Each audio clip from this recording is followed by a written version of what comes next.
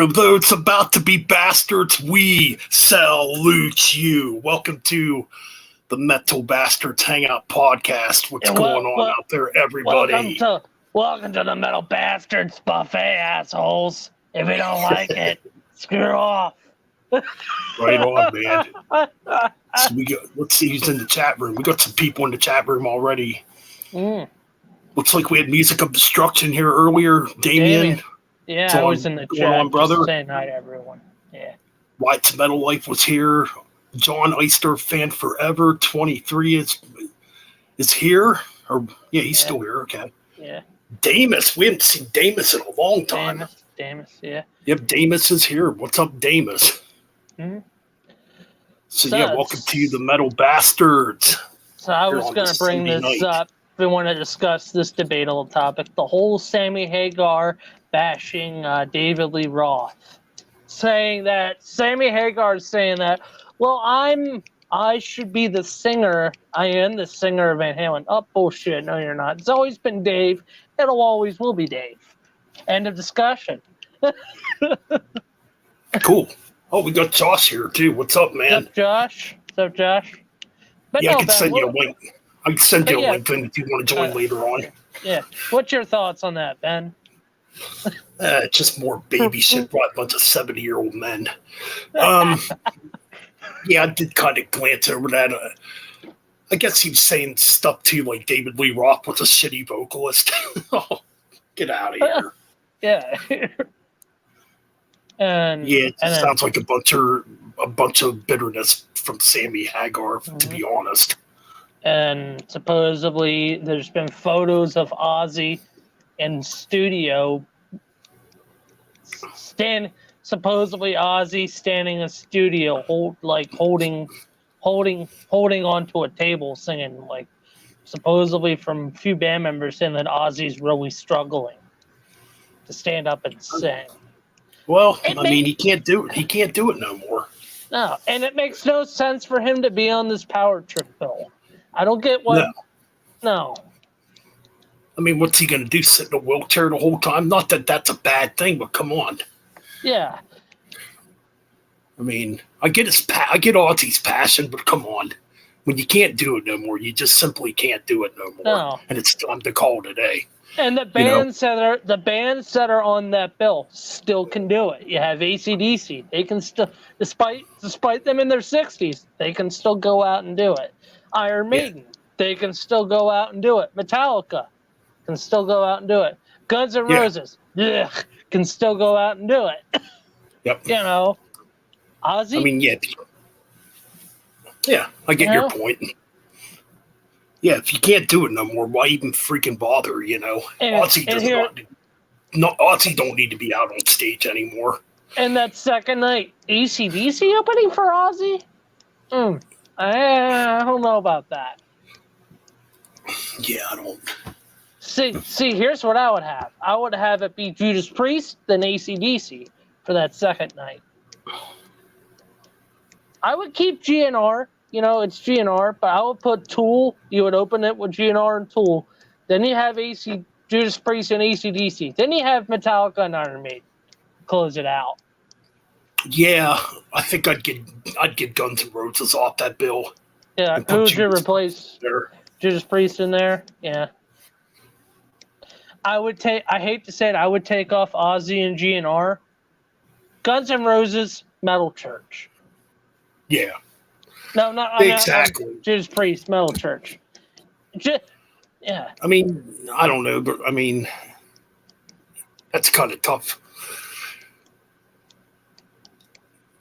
Because there's going to be a crap ton of AC/DC fans there. The Iron Maiden fans are going to be there, and the Metallica fan base is going to be there. Those three band fan bases are going to overwhelm everyone else there, basically. Okay. I feel kind of stupid right now. What is THC? What's THC? What's that? I know what THC is. Not going to say it, but certain something you smoke. No, they're talking. They're talking about an album that apparently came out. I can't figure out what that is. THC. Never heard of it. Wouldn't care about it. Well, I don't know. It might be interesting. I don't know about it. I feel kind of stupid right now. Like maybe Texas Hippie Coalition. Okay. Yeah. Texas Hippie Coalition. Yeah, Coalition. Excuse me. Yeah. John talks about them a lot. I mean, they're a decent band. I mean, they got more of that groove metal sound, kind of like a Pantera. Yeah. Probably a little more groovy or more of that groovy stoner type of sound. So speaking of Pantera, AC/DC, and Metallica. This year is the anniversary of the 1990. Is it 90 or 91? Was it Monsters of Rock and the Moscow Monsters of Rock, where you had Metallica, Metallica, Pantera, and AC/DC? We're coming up this year in the 1991. Coming up on the anniversary of that VHS tape and stuff. So. Oh man, I used to watch that. I used to watch that VHS tape all the time back in the 90s. Yep, I remember it. So, we got Azag's Abyss in the house too. What's up, man? Abyss. Yes. What's up? Good to see you guys here. Yeah. Yeah, they kind of have like that it's like a cross between Pantera and ZZ Top. Yeah, I could see that. Any of you guys remember a band called Fireball Ministry? They were kind of like in that style too. Yeah. I don't even know if that band's around anymore. I don't think. Yeah, Fireball Ministry kind of had like that stoner rock type of sound. But I'm not sure if they're around anymore. So I heard AC/DC rumors.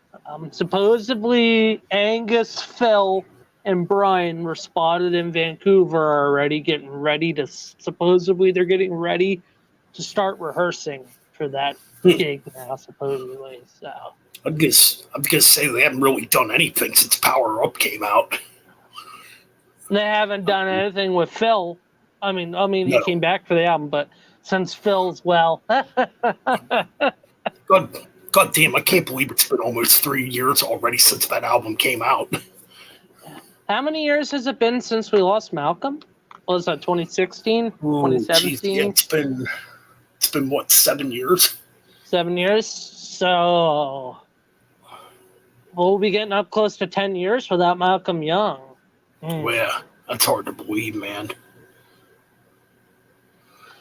But yeah, I mean, that's really hard to believe. Anything else going on music related? New Metal Church is coming out on the 25th. We talked about that before. I cannot wait till it comes out. I am looking forward to it. Cannot wait either. The new vocalist sounds absolutely killer. Yeah, Mark Lopes is his name, I think, right? Yes. And he actually commented on one of my videos on YouTube. Yeah. When I was talking about him joining Metal Church in a short that I did on my Metal Vents Chronicles channel. I thought that was pretty cool. I know Alice Cooper's working on a new album. We were talking about that before the stream. Ace Frehley's working on a new album for this year. I'm just trying to think of anything metal related. Well,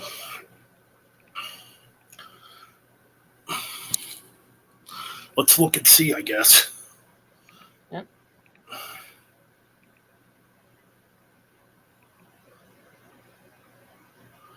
Let's see. Ooh. Bruce Dickinson's doing some just cover Deep Purple's Burn with an orchestra recently. Interesting. Yeah. Morbid Angel's Trey Azagoth collapsed on stage recently. Oh, I heard it. Yeah, I heard about that. That fucking sucks, man. Yeah. Apparently when he collapsed, he was dehydrated. Yeah. So, dude's a fucking incredible guitar player. Fuck. Ooh. Forget what site. Supposedly Uriah Heep and Judas Priest might be torn together for another East Coast US thing. Yeah. Hopefully they come around here this time. If they do, I'll go. Dude, if it's at Hershey Park Stadium, Heap and Priest, I'd go. I'd be there in a heartbeat. Fuck yeah, I'd be going. You best believe it, man. Yeah. So what month are we in? Okay, we're in April now. Okay. Yeah. I forget what website Music of Destruction is on to look for these metal releases, because Wikipedia don't give me a classic thrash band Forbidden might be returning and releasing an album. I heard about that. The only thing is they don't have Russ Anderson on vocals anymore. No. They got a new vocalist, which, I'm interested to hear it. I think it has 2 of the original members in Forbidden. Yeah. Still.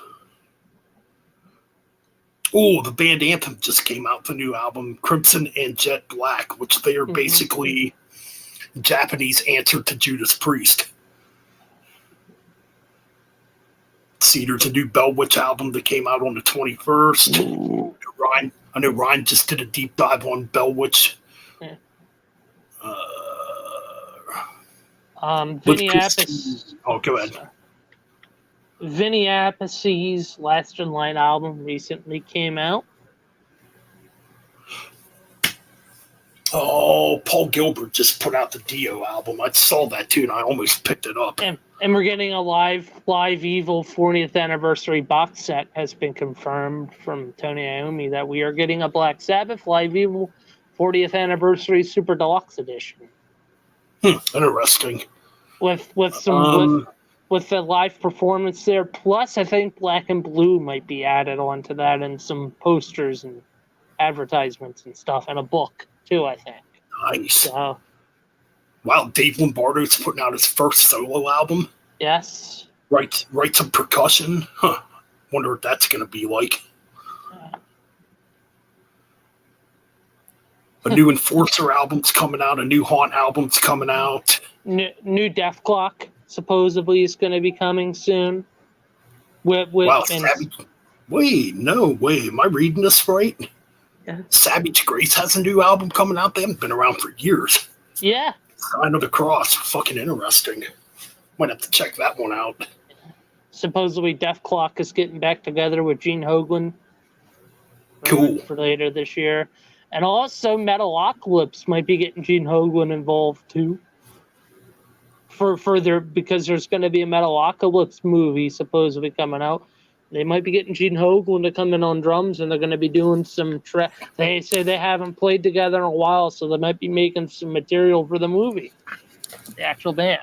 So that's pretty interesting. Just looking at the new releases here. Tigers of Pantang, new wave of British heavy metal legends. They're with the next album, coming out with Bloodline. an album. Yeah. Yeah. It's coming out on the 5th of May. Bloodlines. I Is have the to name check of the new that out. album. Raven just debuted a new song. That's the one I was thinking of. Yeah, there is a new Raven album coming out. I think it's coming out in June.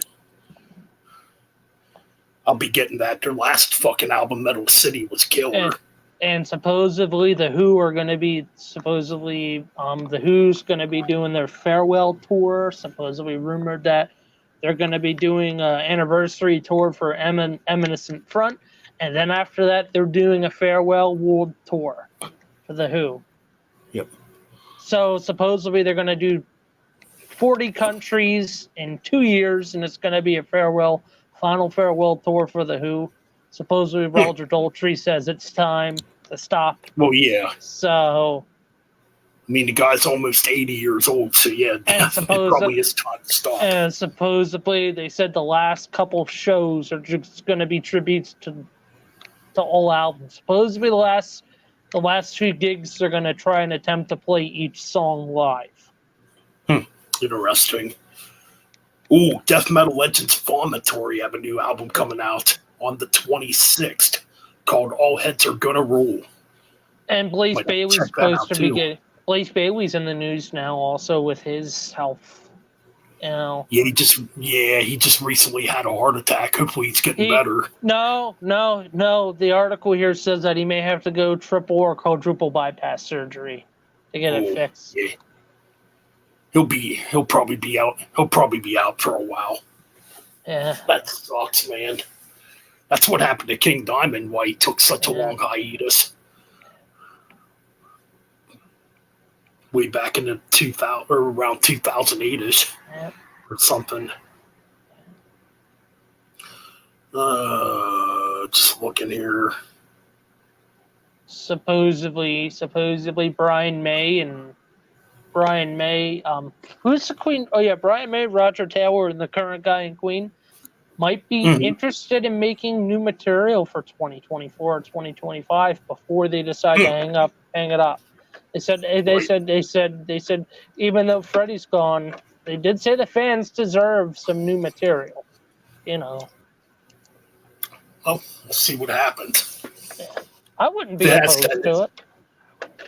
Well, if it has if it has that Adam Lambert, then I'm not interested in checking it out. Yeah. I don't like that dude. Yeah. Anything else interesting coming out here? Sweet and Lynch have a new album coming out. Yeah. Nita Strauss is thinking about creating her own band called Strauss as a solo project. After. Cool. That is one hot-looking woman. That's all I got to say there. She can play guitar. Yeah, exactly. I mean, to be fair, I wouldn't mind tapping her on a daily. Yeah, for real, man. Who wouldn't? Give me a piece of that humble. Hey, Nita, give me a piece of that humble pie. Right on, dude. Yes, he's a fucking hottie. Okay, so albums for June. Ooh, Gwar is in the news. They might be doing Gwar's going to be doing a UK tour. Cool. Oh, no, I don't want to talk about this one. Don't. Avenged Sevenfold. Get the fuck out of here. Get the fuck into the get the fuck in the dumpster, Avenged Sevenfold. Yeah.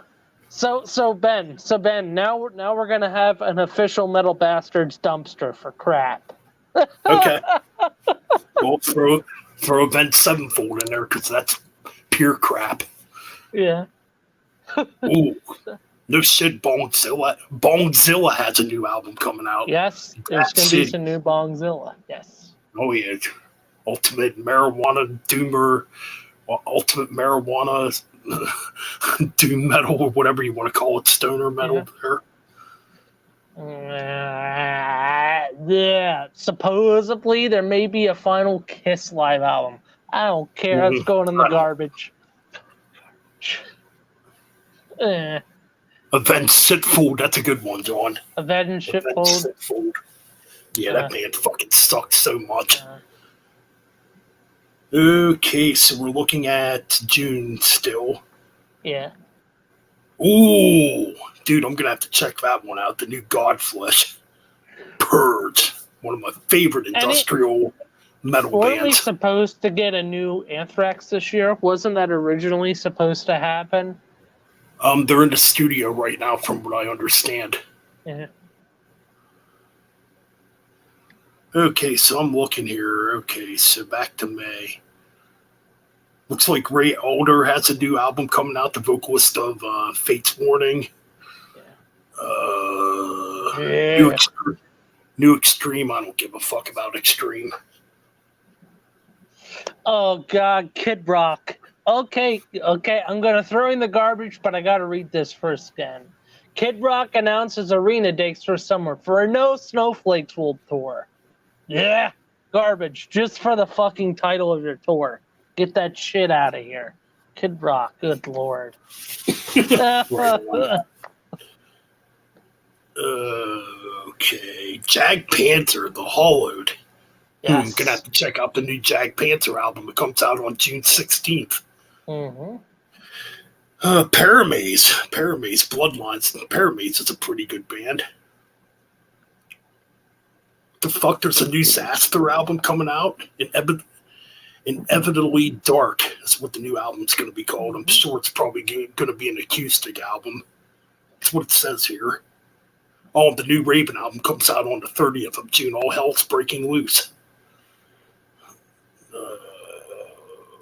So got an update back on the new Metalocalypse. Supposedly the stuff, the album for the movie they're making, the album's supposedly going to be called Brutal, Brutal, Brewtal. So, man, I'm just looking through here. There's nothing else really worth talking about. Oh, we got a good one coming in September on the 1st. The new Primal Fear album, Code Red.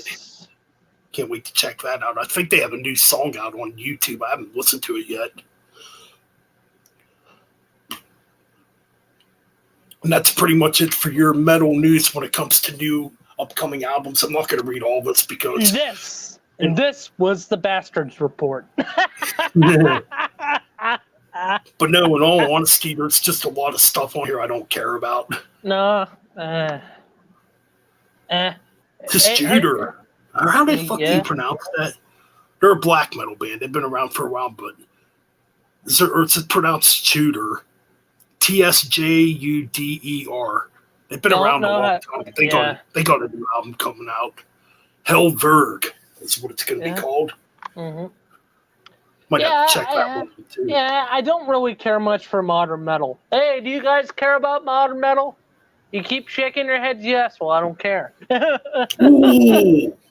Ooh, this is a killer band. I heard Jeff talk about this band, and I did listen to them. They're freaking killer.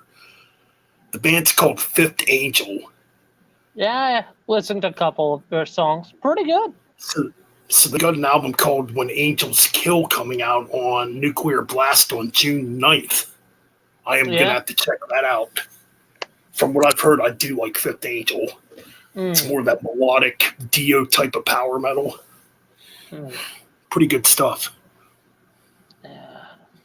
Spirits Adrift, Ghost at the Gallows. Yeah. Speaking of Dio, I've been on a Dream Evil binge as of recently. I couldn't stop listening to that album for the last couple of days. Surprisingly, that album's been helping me a little bit. Now that's a really good Dio. That's a really good Dio album. I absolutely like that album. It's pretty. I think it's underrated. The opening track, Night People. Rips. Night People, fucking rips. Yes. Night People is an excellent track. Sunset Superman. Sunset Superman. What else is on that album? I gotta look it up. Yeah, I got the CD here, and I can't think of the songs right now. Night People, Sunset Superman. Is that the one that has All the Fools Sailed Away. Yes, that's a fucking killer track too. Yeah. Speaking of Dio, if you had to pick any Uriah Heep album, which album would Dio really shine on for Heep? Like if Ronnie James Dio were alive and was a vocalist for Uriah Heep. At that time, if they couldn't get Lawton or whatever, and they needed someone to fill in briefly for a studio album session and a tour. Man, that's kind of interesting because Lawton's voice is kind of similar to Dio's. So I could see maybe John Lawton singing on an album like maybe Return to Fantasy. Some of that album. Definitely Firefly. I could definitely imagine Dio singing on Firefly. Now, what about some of the early stuff with David Byron? Dio singing one of the Byron albums. That's interesting. I wonder what Look at Yourself for Salisbury would sound like with Dio on vocals. That would probably have more like of a Rainbow thing to it, wouldn't it? Or Demons and Wizards. Demons and Wizards would be an interesting one with Dio on vocals. Dio singing The Wizard. Yep. So we got Speed King here now. We got Pair of Jeans reviews here. What's up, man? Yes, Ben. All the Fools Sailed Away was on Dream Evil. Dude, I love that freaking song. That's one of my favorite Dio songs. I like it. Naked in the Rain. Ralph loves that song. Oh, dude, I love that song too. Naked in the Rain. That's a damn good song. You have the track naked in the rain. Over Love. Don't care much for I Could Have Been a Dreamer. I think that's the only weak song on the album, but it's still a good song. Yeah. Faces in the Window, When a Woman Cries ends it out. Yeah. If I Was a Dreamer. That's a good one. Funny enough, I don't listen to Sacred Heart much. I like the album, I just don't spin it a lot. Yeah, that's probably the one I've listened to the least. Spirits Adrift. Okay, I'm going to read this comment quick here. Spirit Adrift is super cool. You dig them. They kind of have an Aussie kind of sound, but more melodic and kind of progressive. Maybe I'll have to check them out. And another Dio album that I disliked for the longest while. When I first got into Dio, Ben, I hated Lock Up the Wolves. I'm a fool now for saying that. No, that's funny you mentioned that album. It's back around 1991. I bought that on cassette tape. It's the first Dio album I ever bought. Yes. And because of that, I dismissed Dio for years because I did not like the album when I first bought it. Yes. So, yeah, I kind of dismissed Dio till around 98 when I finally heard the stuff he did with Black Sabbath. And I'm like, this is fucking good stuff. Yeah. So then I went back and listened to all the other Dio albums that I missed. Yeah. I'm like, why the fuck did I ignore this guy? At the time. But now, going back to Lock Up the Wolves, I mean, I'm going to talk some of the tracks. You kick it off with Wild One. Good little ripping tune. I'm gonna have to revisit that album because it has been a while since I've listened to Lock Up the Wolves. I would say, I'm gonna have to revisit it. Yeah. Like that album's definitely more bluesy compared to the other Dio albums. My favorite single on that is probably "Hey Angel," which is the third track. Hey Angel. That's a good one. And then the title track's good too. With which is the first album to feature Simon Wright on drums. Yeah, man, I'm gonna have to go back and revisit that album. It has been a while since I've played Lock Up the Wolves. And I'm gonna do a plug someone from Facebook. If you guys like drummers, go check out Vinny Appice on Facebook. He does a stream on Facebook and he plays stuff and he talks. Totally. Yep. And he doesn't charge people for it. No. Yeah, I've seen a couple of his streams. They're pretty good. Yeah. Yeah. Let's see here. Stand up and shout. Shout. Stand up and shout. That's Let it out. Stand up and shout. Stand up and shout. Oh, man. Boom, boom, boom, boom, boom, boom, boom, boom. The way Vinny opens it up with those cymbal chokes. Ugh. That freaking Dio documentary is really good. If you guys haven't seen it, I heard some it's people. really- I hear some people didn't like it. They don't know what they're talking about if they don't like it. Now, near the end, it's a tearjerker. I got sad watching that at the end of it when it showed Dio in the hospital. That just broke my heart when I saw that. Yeah. It was definitely hard to watch. Oh, so there's a bunch of live albums that were in the vaults that got released recently, Ben. Oh yeah. For Dio. Well, okay. Call me a crazy, but I do have Spotify because even if I love the band, I still listen to it. I have physical copies. I still have digital. I just prefer physical, but I listen to both. I just prefer physical copies more. But, Oh, totally. So this one came out in 2022. This is Dio at Donington Live 1987. Holy Diver Live, which is a Holy Diver tour. Pretty sure Live at Donington was released on CD too. I think I had it at one time. Evil or Divine live in New York City. This had been the Killing the Dragon tour. Okay, yeah, I do remember that one. Live in London at the Apollo 1993 Strange Highways tour. And then Finding the Sacred Heart, the live Philadelphia Spectrum 1980. Is that 85, 86? Yeah, 85.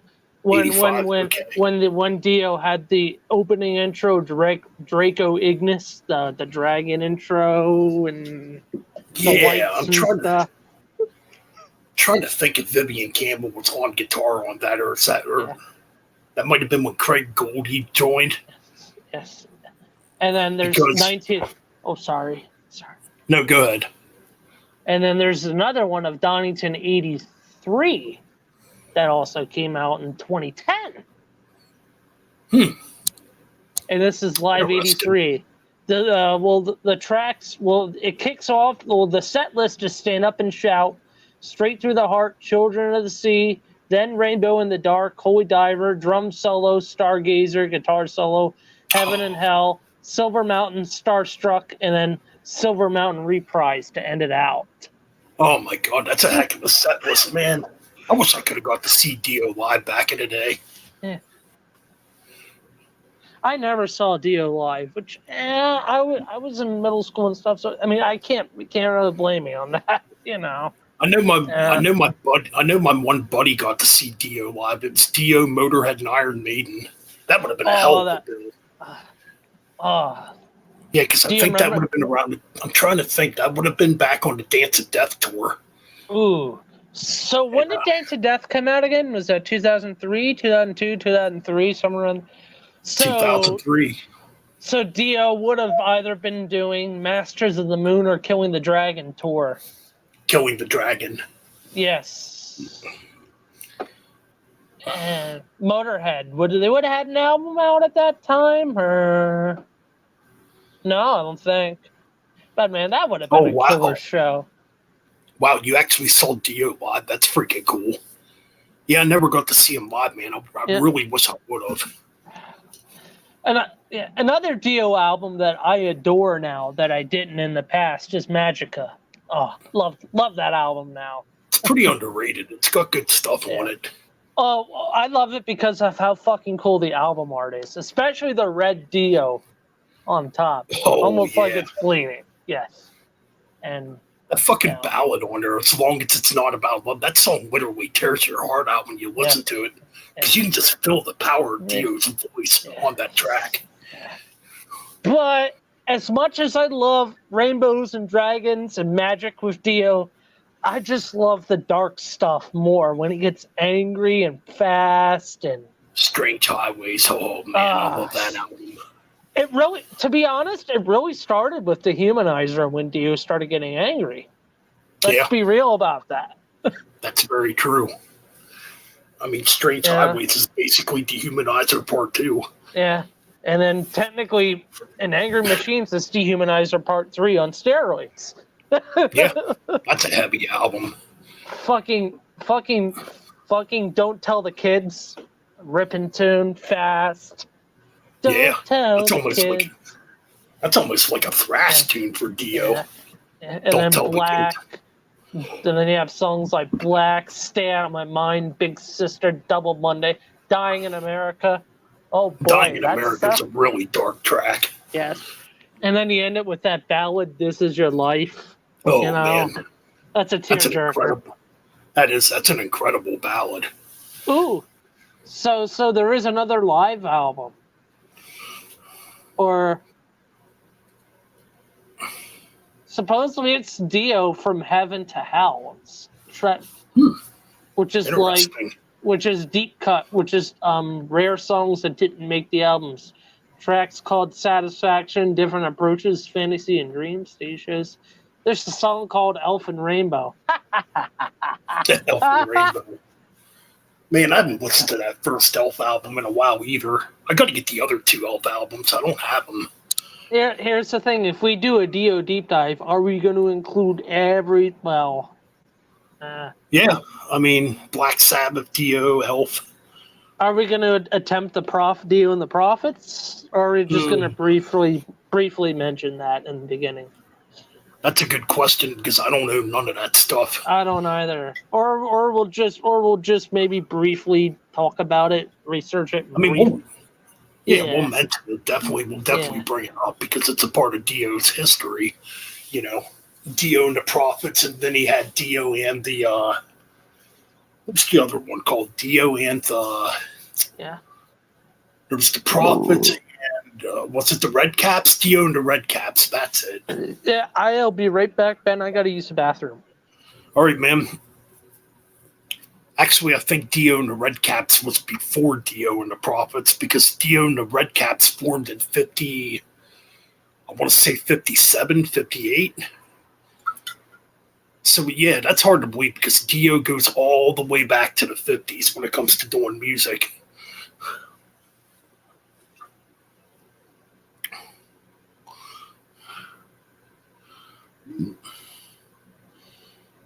Oh, yeah. Dehumanizer is a killer album. Definitely the heaviest Black Sabbath album, I think. At least one of the heaviest.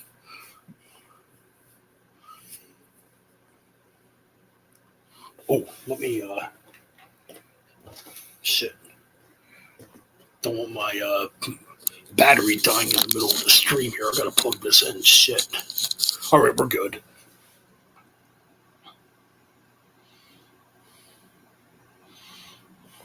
But anyways, yeah, Dio and the Red Caps, I believe, was the very first thing he did. Then it was Dio and the Prophets. Elf formed in the 60s.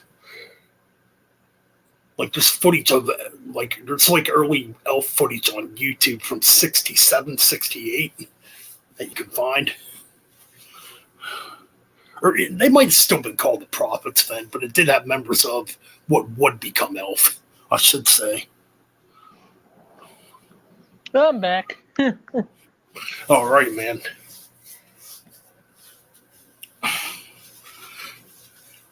Yes, so, I mean, Dio had a hell of a career when it comes to music, dating all the way back to 1957. So, yeah, we're probably going to do a Dio. Well, yeah, we're definitely going to do a Dio deep dive. We were talking about deep dives we're going to start to do. Yes, we are going to start doing deep dives, by the way. Have we done Deep Purple, Ben, at all? No. I'm trying to think. Did we do Megadeth? We did, but it was bad, and I think you deleted it. You said we would redo it at some point. I'm trying to think what we did. Oh, we did Pantera. That's when it was. I remember that. I remember that one. That's when it was gory hot, and we kept fucking up. It was, dude. It was freaking hot that day, man. So we did Pantera. I thought I'm gonna have to look at our old videos and see what the hell we did. I know there was another deep dive I thought we did. And supposedly, Ian Gillan and Ian Pace said 2024, 2025, expect another Deep Purple album. They still have it in them. So Yeah, they've been talking about working on another album, Deep Purple. So their last one was Whoosh, and that was 2020. Whoosh. That was a good album. Yeah, I thought that was actually a really good album. I mean, yeah, Ian Gillan can't sing the high stuff no more, but for what it is, it's a good album. Yeah.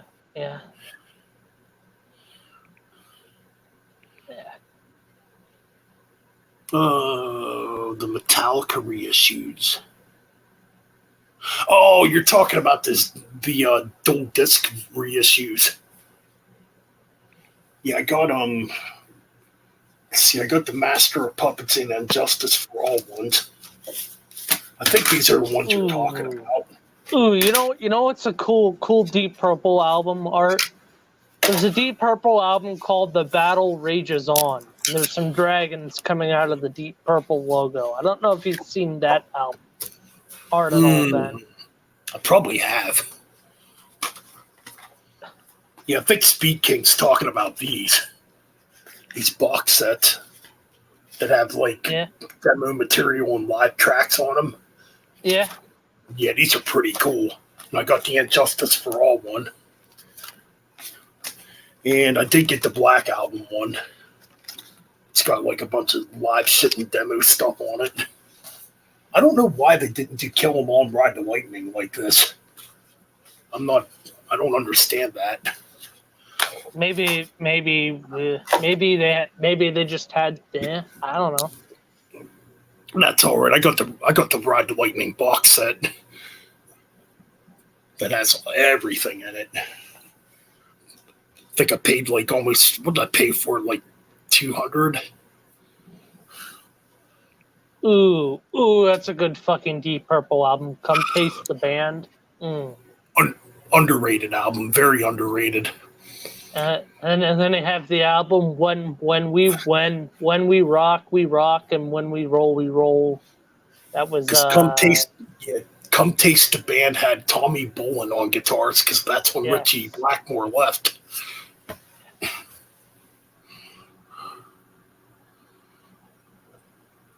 Yeah, they're really cool. I mean, these Metallica reissues for Justice and Master of Puppets and the Black Album are packaged really good.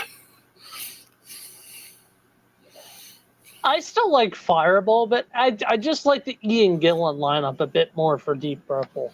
When I think about Deep Purple, I think Ian Gillan, Richie Blackmore, Ian Pace, Yeah, the classic lineup, Roger Glover.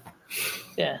I mean, my favorite album's always going to be In Rock, and Rock's just a fucking album that's way ahead of its time for 1970.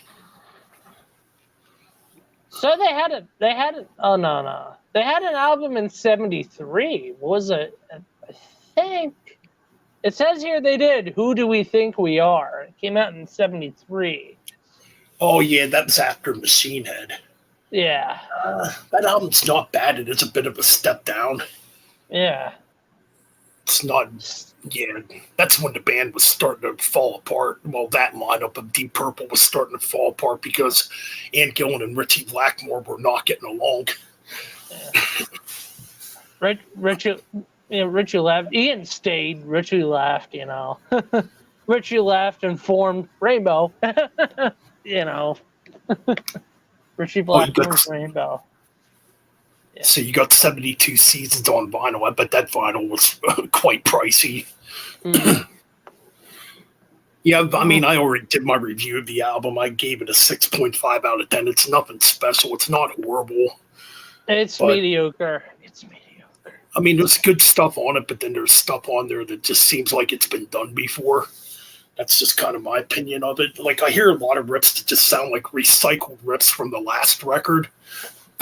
I would go further. It sounds like recycled riffs from the last two records, I would say. Good point. That's a good point. Yes, I actually do agree. I wouldn't go as far as saying it. I wouldn't go as far as saying it's amazing. I mean, that's your opinion if you think. And then it has the same exact kind of lazy guitaring from Kirk that he did on the 2 Load albums. Yeah. Oh, wow, $40. Actually, that's cheaper than my Senjutsu vinyl. I bought the Senjutsu on vinyl when it came out, and I paid $65 for it.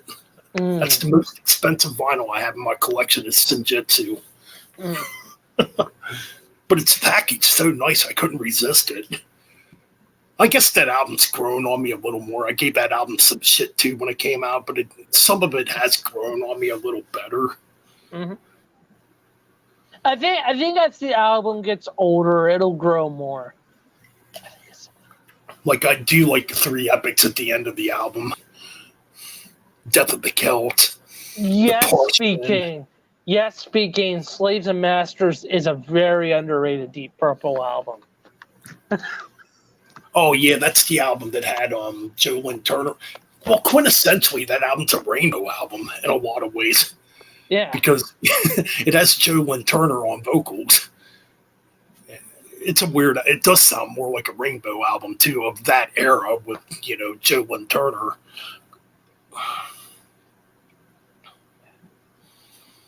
Yeah, I revisited Senjutsu or maybe a month ago now. Funny enough, I always talk about this album. This is the album I always love to revisit. Oh, the X Factor. Yeah. A lot of people hate that album cover. I fucking love it. Yeah. I had that shirt actually, but I can't wear the shirt no more. It's so old and wore out. Yeah. Well, this is the remaster version I have, so.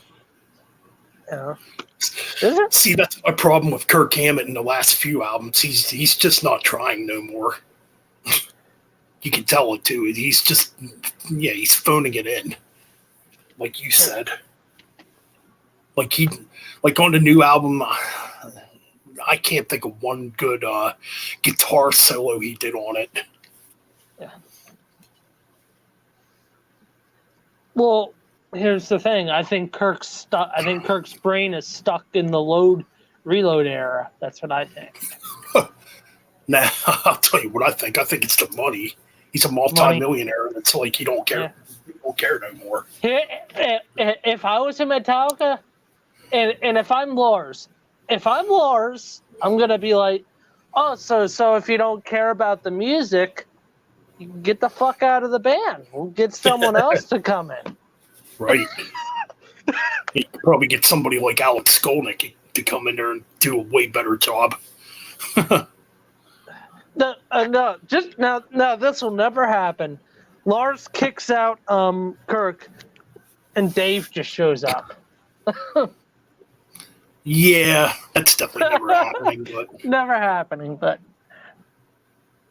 yeah. My least favorite Iron album is still should have forgot what the fuck it's called now. No, that's the not Final Frontier. I don't like that album. I don't like that album really. I mean, okay, I don't like Virtual. I don't like Final Frontier more. To me, it's boring. Yeah. To be fair, I don't really like Book of Souls that much either. To be fair, I don't. Like the more I listen to A Matter of Life and Death, and the more I listen to Dance and Death, the more I appreciate those 2 albums more. Ben. To be Kurt Flat. Ooh. You had like a horrible spike there. So. Yeah.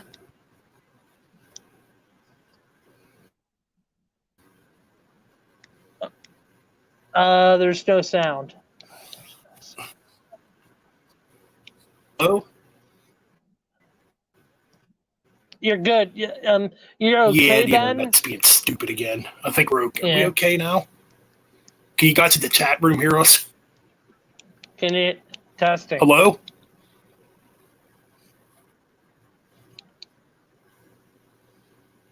Yeah, it keeps like cutting in and out Yeah. now.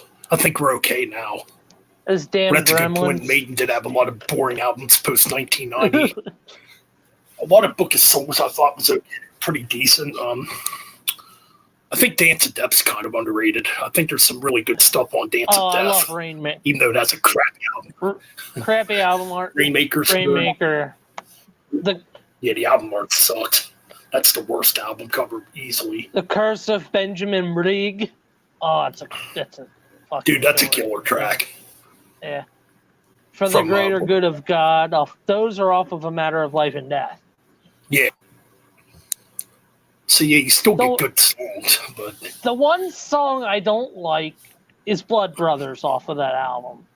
I think it's been played to death live. That's on Brave New World, yeah. Brave New World. See, I haven't listened to Brave New World in ages. I don't really go back to those albums much. No. If I want to listen to Maiden, I go back to the Paul Di'Anno stuff mainly, or like the early Bruce Dickinson stuff. Yeah. I every day I always got to spin Caught Somewhere in Time a few times a day. That album's there's not one bad song on that album. I think it's a perfect album. I do too. I think it's a very underrated album, and the album cover is absolutely incredible. I love that album cover. I do too. I actually had that shirt, the Iron Maiden Somewhere in Time shirt. Can't wear no more because it's fucking old too. Yeah. But I got the shirt at it. They used to have a place called Nirvana's Closet. It's at the Schuylkill Mall when it was still around. And they used to sell all these vintage heavy metal shirts. Nice. So they had the Iron Maiden Somewhere in Time Tour 86, 87 shirt. I got it at the time.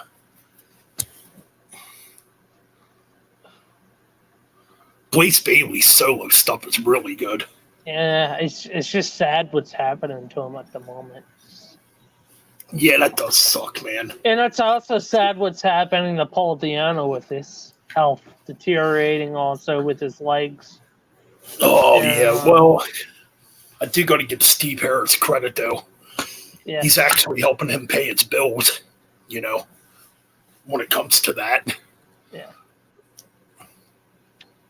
So that's kind of cool that Steve Harris, is still helping out like one of his old bandmates from way back when. They did the same thing with Clive, too. So, when Clive went, Well, I mean, you figure Iron Maiden's probably, the second biggest heavy metal band in the world? Yeah. Along with, alongside Metallica. Yeah. Oh, no.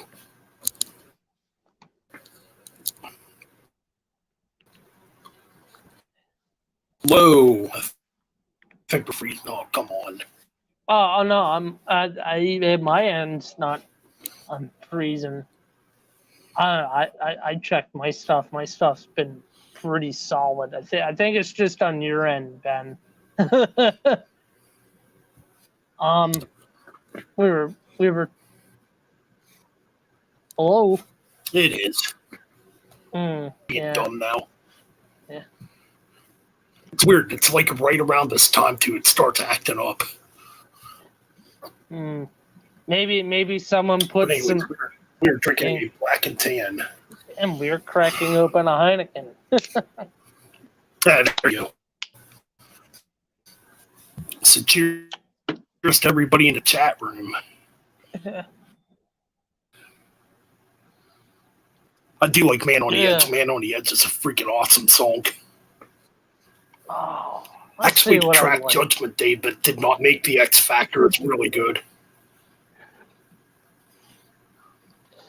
Edge of Darkness, I really love. Man on the Edge, Fortunes of War, Lord of the Flies, Southern Cross. I mean, I don't hate anything off the album.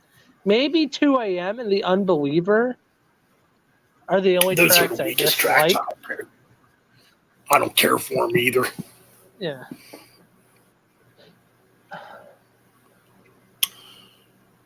Actually, The Unbeliever is the worst track on that album. It's like you should have kicked that track off and threw Judgment Day on there instead.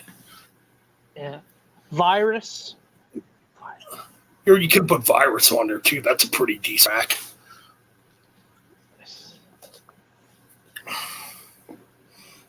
But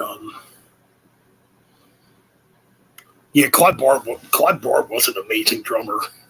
Clive Barr. I think he was more. I think he was more technical than Nico McBrain was. Nico, but yeah. And okay, here's my thing. If Nico goes, I don't think you could put another drummer in there. I think after Nico, I think that's it for Iron Maiden. I would say, because you could be right. I mean, how old is Nico now? He's got to be in his 70s. Well, let's look it up. I'm pretty sure he's 70.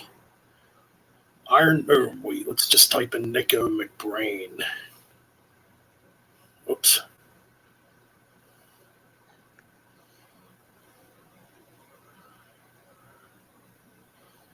Let's see, Nico McBrain is okay. Yeah, he's 70 years old. So he would be the oldest member in the band. He'll be 71 in June. Oof, yeah. I mean, yeah. I wonder what other bands he drummed in. It says he's been drumming since '66. Before that he was with Pat Travers, I think. That's right. He was in a band called Trust. Trust, yes. Holy crap! I never even heard of some of these bands. What are the other bands? Cockerel Chorus. He was in a band called Cockerel Chorus, and they put out an album in '73. We'll have to check that out. Hell. Let's see, Gordon Giltrap. I've never heard of that one either. Streetwalkers. He put out he was on 2 albums. Oh, he's in Pat Travelers. He did a bunch of different shit. Jenny Darren, I don't even know the fuck that is. Yeah. Trust, who cares?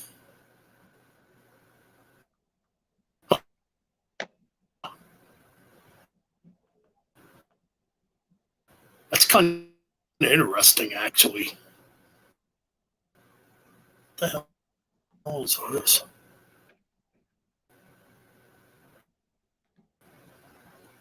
You know much about it, to be honest. I knew about Trust, but I didn't really know much about the other stuff he did before that. Yeah. Kind of interesting. Mm-hmm. I'm gonna check out Streetwalkers. Yeah. Trying to think of that other band you got me into, Damus. They were from the 70s. Oh. Shoot. They only put out one album. Was it called Dirty Tricks? I think it was Dirty Tricks. It kind of had like a Sabbath, Led Zeppelin type of sound.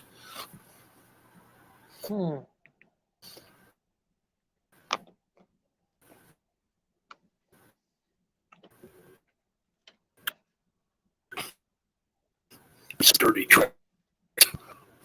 Yeah. looks like your internet's playing dirty tricks, Ben.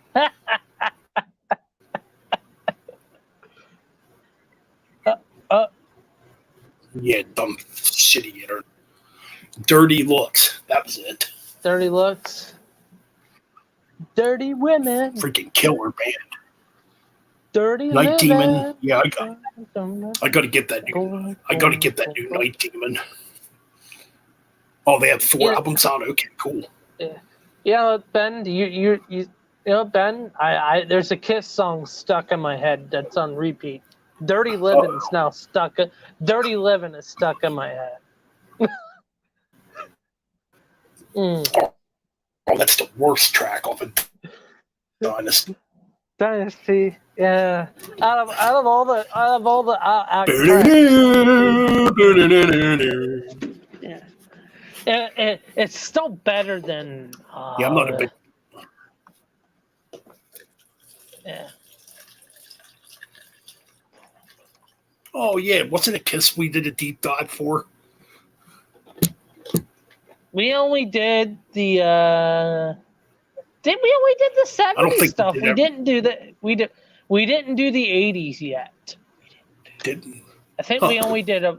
I think this was one of our. Was it one of our earlier deep dives? I think we kind of rushed it, and we kind of went through it too fast. Yeah, I mean, we're gonna redo these deep dives eventually and try to make them better, obviously. But Yeah. you know, Dirty Living, holy cow, that's like one of the worst Kiss tracks. I don't get why some. Well, I have the YouTube. Actually like it. I have the. Well, I have it. You did album ranks. It sounds like Peter Criss isn't even trying on it. Yeah. So here's the deep dives you have listed on the Bastards podcast, Ben. You have Megadeth Part 1, Part 2, Pantera, and Black Sabbath Legacy Part 1, 70 to 78. That's it. Oh, yes, that's right. We still got to do Part 2, the Sabbath one. Yeah. We got you right. Yeah. We have a backlog. We have a backlog. Backlog, exactly. Yeah. Like a National Lampoon's Christmas Vacation. Yeah, I got a log. Not in the way you think I have a log.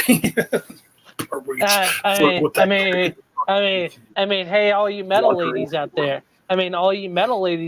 If you want some good logs, the Metal Bastards have the best logs. You know what I'm saying?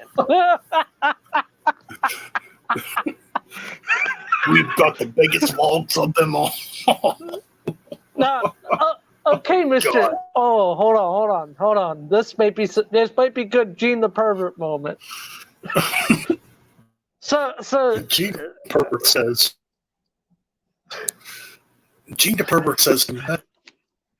Metal Bastards definitely have the biggest logs of them all. so Gene. Ooh, that Speed King, that would be a good one. Udo, yes. You said something about UFO. You were talking to me about that. Yeah, I gotta listen to a lot of the other UFO albums. I know all the Schenker albums. I know a couple of the Paul Chapman albums. Oh, great. But, great. Ben, guess who I just saw? Guess who's sitting on my couch? Oh, no. Guess who's back? Oh, no. Yes, Shit. I'm back. I'm back from outer space. God damn it. Oh, would you stop? Wait. Oh, wait, Chip Barnes. Since when did you sound like Vince McMahon? I am Vince McMahon, god damn it.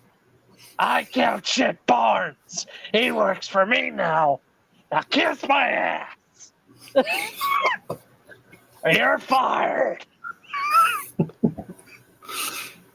Would you stop? Come on, give me a break.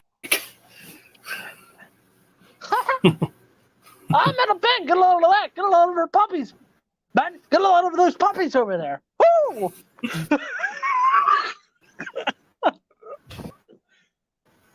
Oh, so Jerry Lawler's here, apparently. Well. Oh, please. Give me a break. You gotta be kidding me, King. Yeah. What'd you say, jackass? Oh, please, King. Give me a break, King. Jim Ross voice. Oh, what do you mean? What do you mean I'm a king? I ain't no goddamn king. The only king I've seen was that fucking king egg-sucking Dusty Rhodes.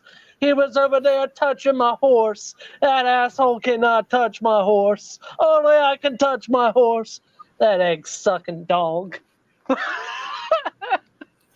Yeah, I can't. Yeah. What do you mean? What do you mean? What do you mean I can touch your horse? I love touching horses. I remember one time I got stuck on Mars with a horse. Some good times. Jeez. Oh, geez, Barnes, I didn't know you were into that stuff. Oh man. And this is the entertainment. People, this is real entertainment.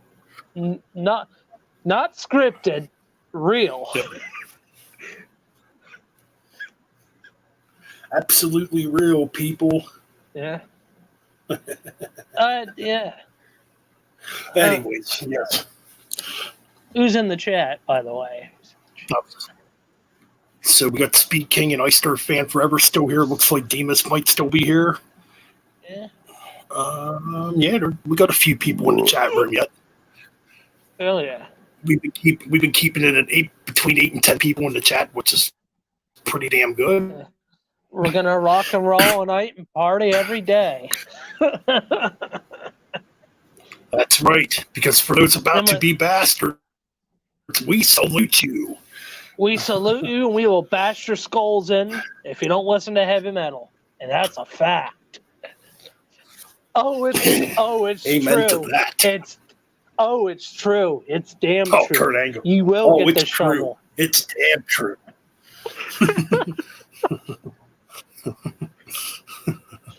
That's freaking great. Oh, brother. Whoa, no, hold on. Let me get. Need to take a sip of beer. I might be able to get the. I think. Mean Macho Mike's getting the passion back. He's coming out again. Hold on. I was just thinking, where's Mean Macho Mike at? Oh, let me tell you something. Let me tell you something about this coffee. Oh, a coffee. Oh, Mean Macho Mike, calm down. Oh, I feel the Heavy Metal Alliance. Oh, it's pumping through my muscles. Oh yeah, I feel it. That heavy metal, man. It's coming back. The passion. The Bastards Alliance will rise again, brothers, with Metal Band Mania. Well, that's right, brother. That's right, brother, because we're bringing the metal back to you too, brother. And let me tell you something right now, dude. What you're gonna do when the power of the metal bastards maniacs runs wild on you, brother? and if you can't do anything about it, you're gonna get this shovel. Ooh, yeah, this shovel's going right up your ass. Ooh. And we got 2 words for you. Suck it. Anyways. Yeah. We're just having fun, people. Anyways. You're hoping Jeff Waters does a new Annihilator CD. Annihilator, with Stu Block on vocals. I mean, there could be a new Annihilator album in the works. Oh, I did 20,000 or 2020. I did see an update. There might be a new Pizza Death coming out at the end of the year. I saw that on Facebook just yesterday. Pizza Death put up some stuff on her profile page. Speaking of talking about a good underground band that has their own unique style and sound. Pizza Death is their own style and sound, that's for sure.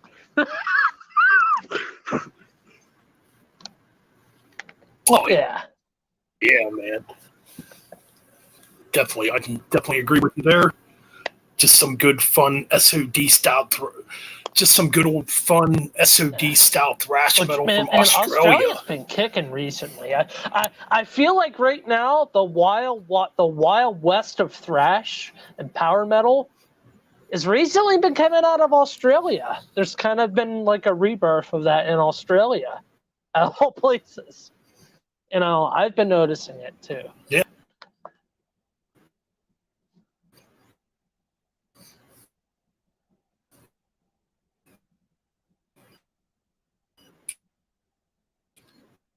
So, you know. I mean, there's a lot of good bands from Australia. Mm. Steve Locke is going to be touring vocalist for an Alligator. I purchased Metal 2. Yeah. What's Metal 2? Basically a re-recording of Metal. Yeah. I just didn't see no point in picking it up. Mm.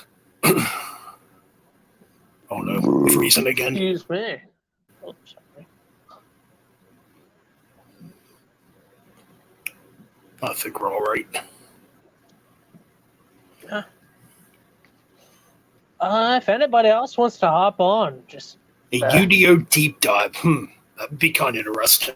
yes. Udo, yes. Did we ever do Motorhead, Ben? I don't think. Yeah, if anybody's in the chat and wants to come on for a bit,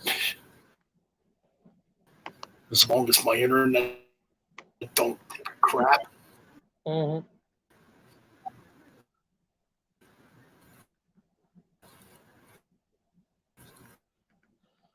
You know what? Me and Xavier did Motorhead. Yeah, I think we did. I don't remember when we did it though. It's so freaking bad. I wouldn't even go back and watch it. No. Because I was very unprepared for it. Yeah. I think I'm almost prepared for Uriah Heep. I think I got to listen to all the albums a few more times. So that's when I got to get my head right. Yeah. That's probably his channel on this channel. Mm-hmm. Yeah. Yeah. Hey Ben, can you try and switch to your phone or something? Because from what I hear, me and Xavier did Motorhead. Oh, we did Judas Priest. Yeah. Oh. I gotta go back and listen to the 80s stuff again. Yeah. Or I gotta listen to.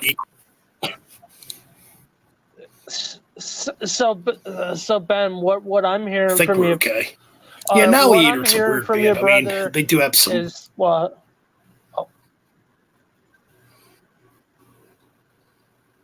I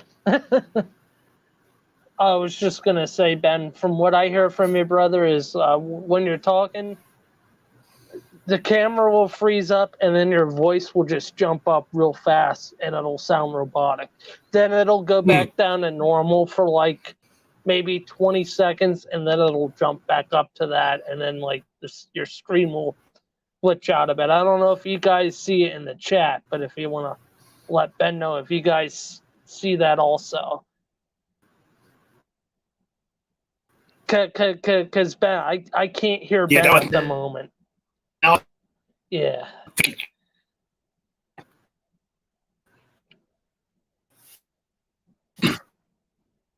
Yeah.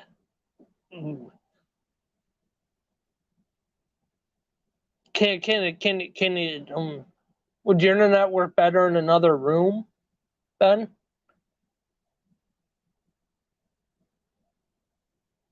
Now he's frozen. Yeah. Those damn gremlins. I told you, gremlins, leave the stream alone.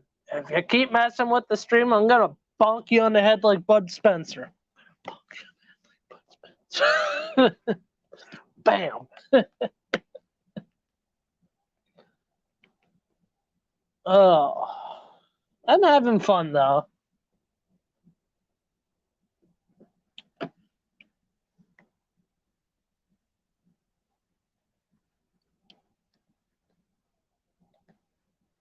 Well, well, I don't know what to say, folks. Say your prayers, eat your vitamins, throw all your CDs away. No, I'm just joking. Don't do that. Yeah, I don't know what to talk about.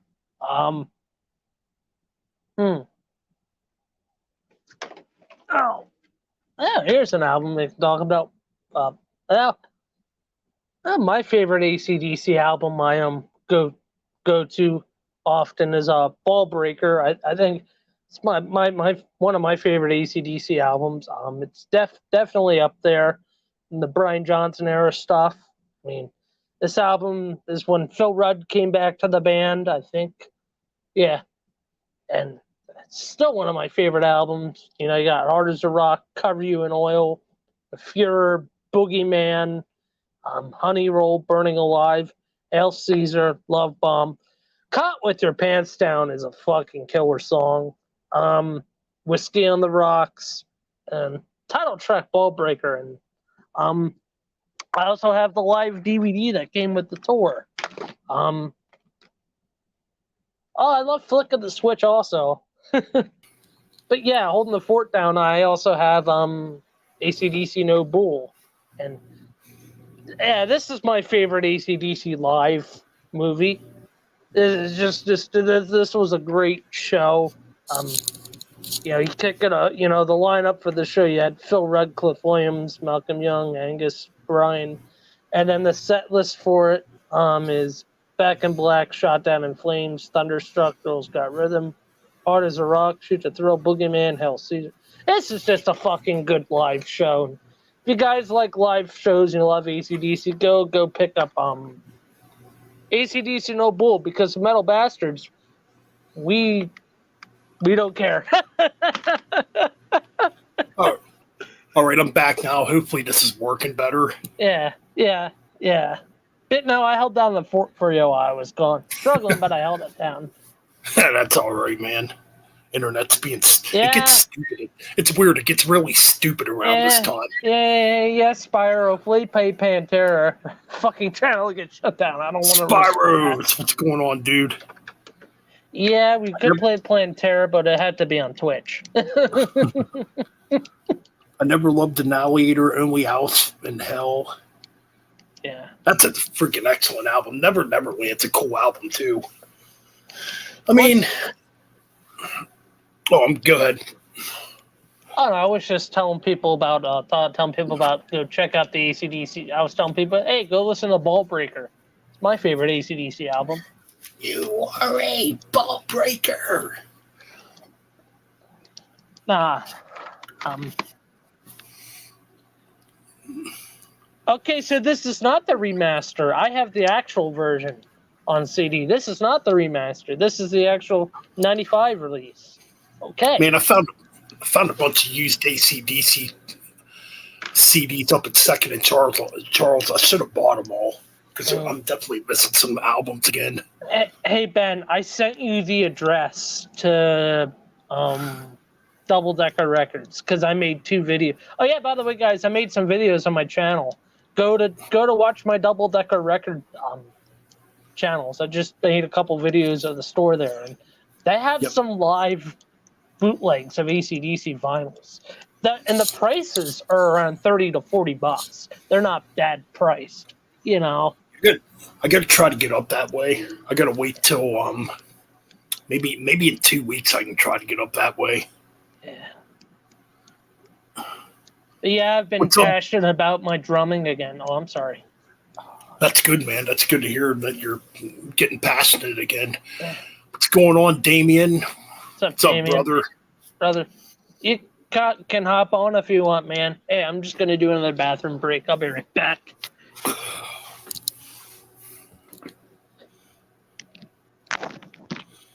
So, yeah, man, what were we talking about? My internet kind of froze up for a bit. Oh, somebody mentioned Annihilator. Yeah, I mean, there's some spotty albums in their catalog, but for the most part, you know, there's some decent music in there, too.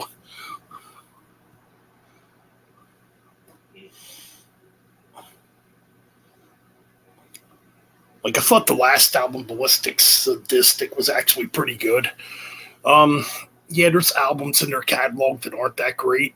They're kind of one of them bands that's not...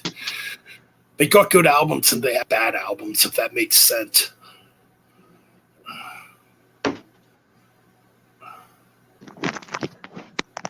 Oh, I'm back.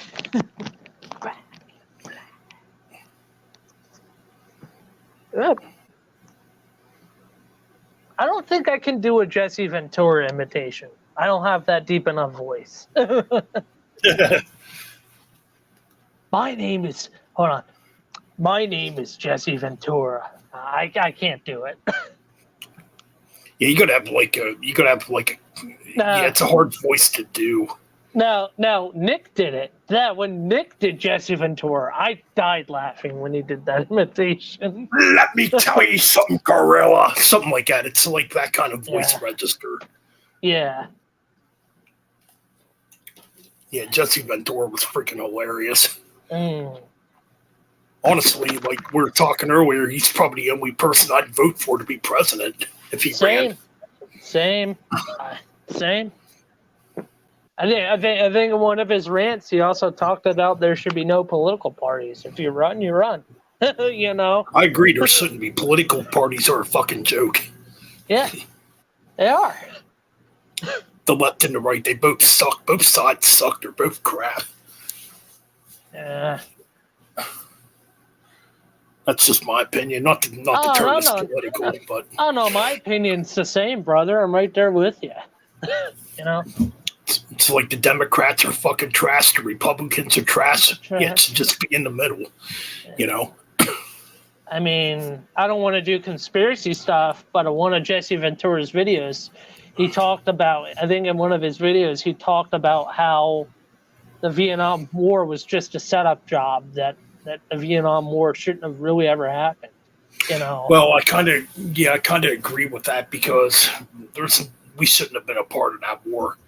No. And Lyndon Johnson got a lot of people killed in that war. That's just my opinion. Then he also talked about how the JFK assassination, I don't think it was one man. There's got to be more people to that. I don't believe that it was one person. Nah, his assassination was definitely, I don't want to really get into it, but you know, I don't either. But I definitely think it was planned. Funny enough, Ben, I like watching the documentaries and stuff because you know, I just like opening my mind to that stuff. Yes, okay, I'll admit I like conspiracy theories, but I don't go crazy. You know how some people just go crazy, Ben, with that stuff. There's a lot of them out there that are crazy, you know. But no, I don't go crazy with it. The one thing that bothers me is those people who say the Earth is flat. How the fuck is the Earth flat?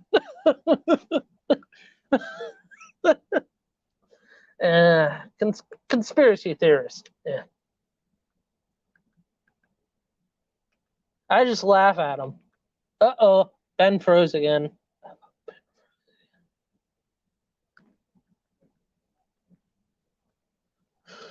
Oh. Yeah.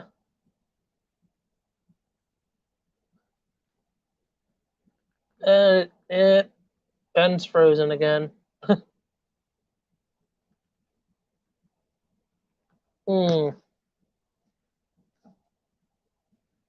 Yeah. I don't know what to say. I got no topics at the moment. I mean,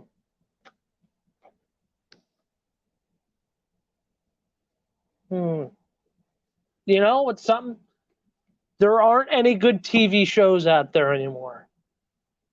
I will say this: there's no good TV shows out there anymore. You know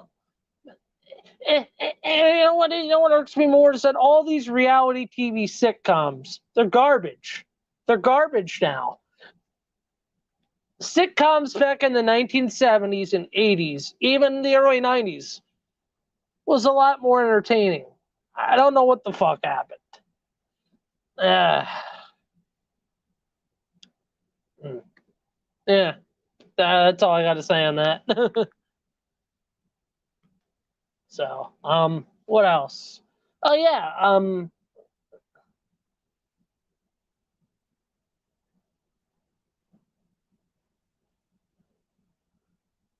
yeah. What's up, Wyatt? What's up, Wyatt? Never heard of Hudson and Rex. Don't know what it is. Sir, yeah. But yeah, what's up, Wyatt?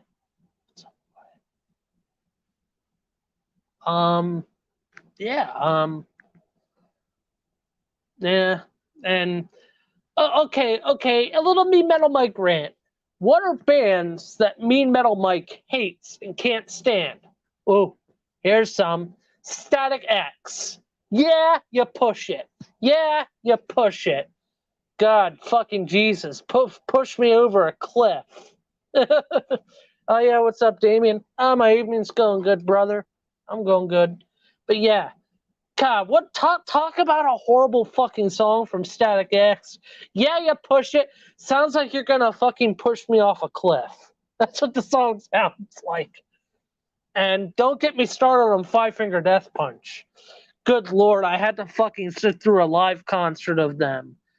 Oh, oh god. Talk about a band that's just bad. Five Finger Death Punch. And the Five Finger Death Punch fan base. What a bunch of idiots. Ugh, what a bunch of idiots.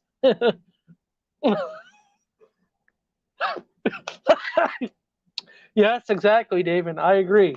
I agree. What other fan bands? Yeah. Yes, Spyro. Limp Bizkit gets tossed in the category. I don't fucking like Limp Bizkit either. I fucking hate Kid Rock. God, it's another person I hate. Who else do I? Oh yeah, I hate fucking pop music. I hate the fucking modern metal that's out there. It's fake. God, don't get me even started on Nickelback, Wyatt. Talk about fucking posers. Oh God, Nickelback. Ugh. They're. I I hate tech death new metal, and then I don't know if you know this, Damien, but like for me, when I was in middle school and stuff, when I was growing up, it was around middle school, going into high school.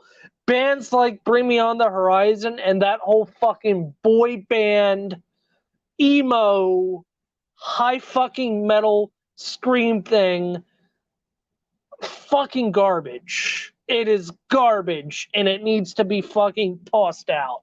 Someone needs to bring a fucking sledgehammer and smack all these bands and throw them in the cock grinder. Yeah. Yeah, exactly. And God, what other bands? Well, to be fair, Suicide Silence. There was a brief period where I had liked Suicide Silence, and then I fucking, just fell off because, yeah. All right, I'm back. Hopefully this shit works. Yeah, I just went on one of my rants, talked about bands I hated. I ripped into Static X with that one song. Yeah, you push it. Yeah, you push it. Push me off a fucking cliff.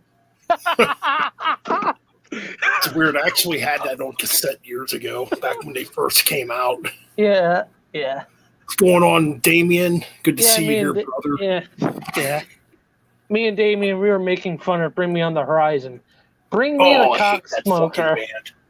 Well, I cannot stand that band. I was telling everyone the story. See, when I was in a special ed school from K through 12. So my middle school days, all my friends were fucking talking about bands like Yellow Card, August Burns Red, Bring Me the Horizon, bring me a fucking barf bag so I can shoot myself in the head.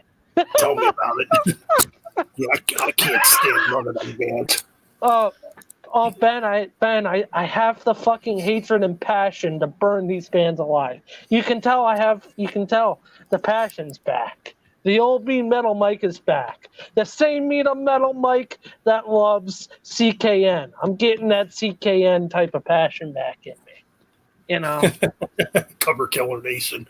But no, Suicide Silence, I can't stand that band. I can't stand them either. I don't like Mudvayne either. I think Mudvayne's generic. Well, you see what I think happened, Ben, is that all those bands kind of carried on what Linkin Park and Coldplay and those fucking bad bands started. Only they turned those into fucking yeah. Freaking Coldplay. Holy shit, I haven't heard the name Coldplay in a while. Yeah. Clocks. Yes.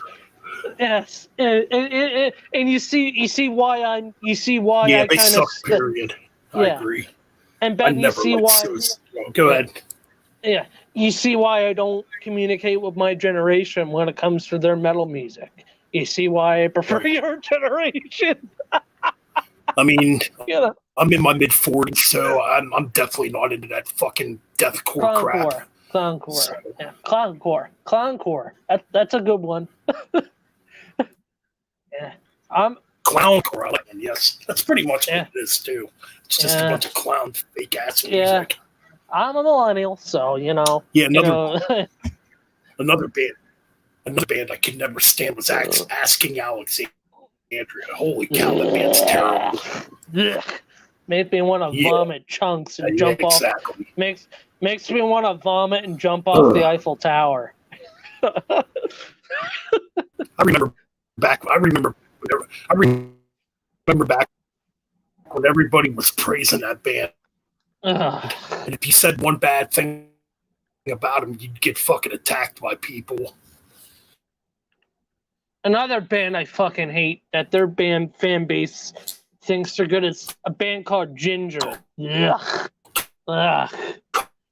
If I want to see a Ginger, I'll go to my bar and get drunk.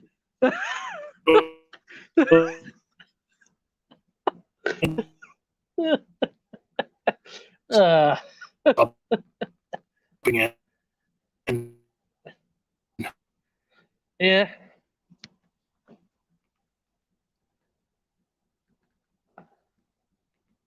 Yeah.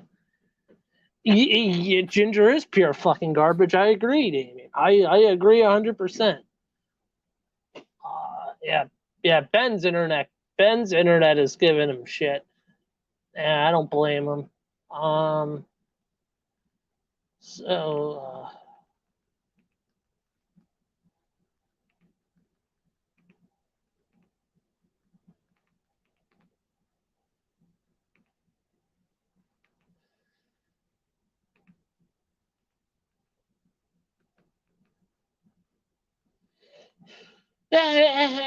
And it's just that type of genre of metal. I just don't connect with it because it feels fucking fake.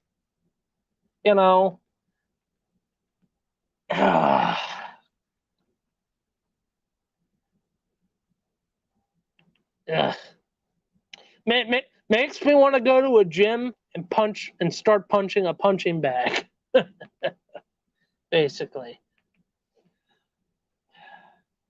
And don't even get me started on the whole fucking trap metal and the fucking rap metal. Get that fucking shit out of here. That shit ain't fucking metal. That's preschool fucking music. Hell no, preschoolers don't even deserve that. Ugh. Ugh.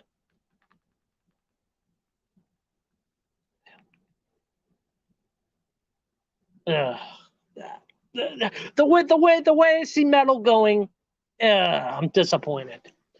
All right, can you guys hear me? Oh, you're a lot better, Ben. You're a lot better. It's definitely a lot. It's a lot better. It's definitely more stable. You had to switch over to my phone. I don't know why my internet acts this fucking way in the middle of the night.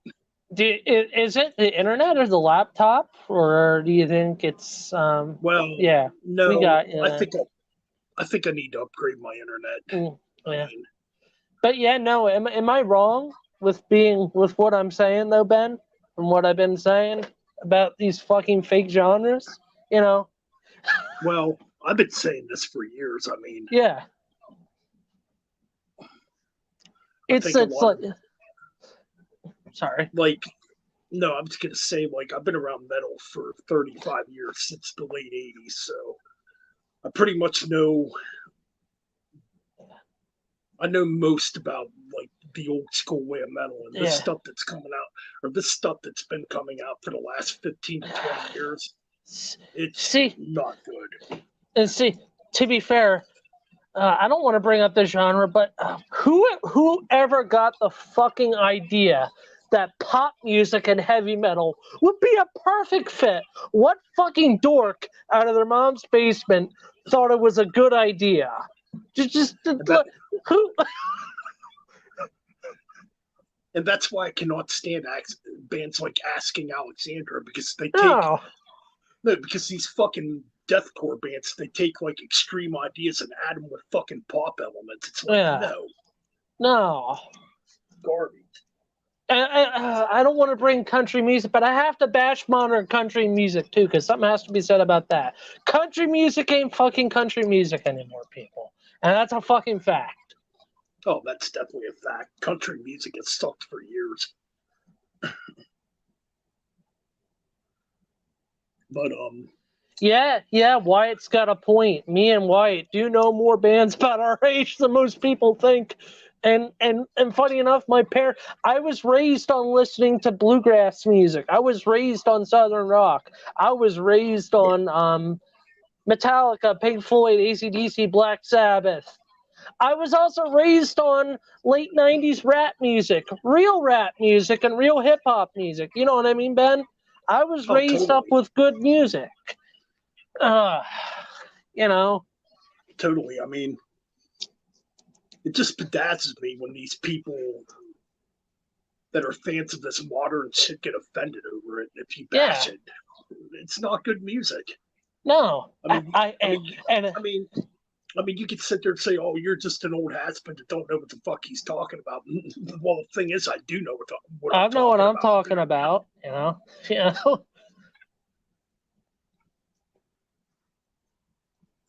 What the hell?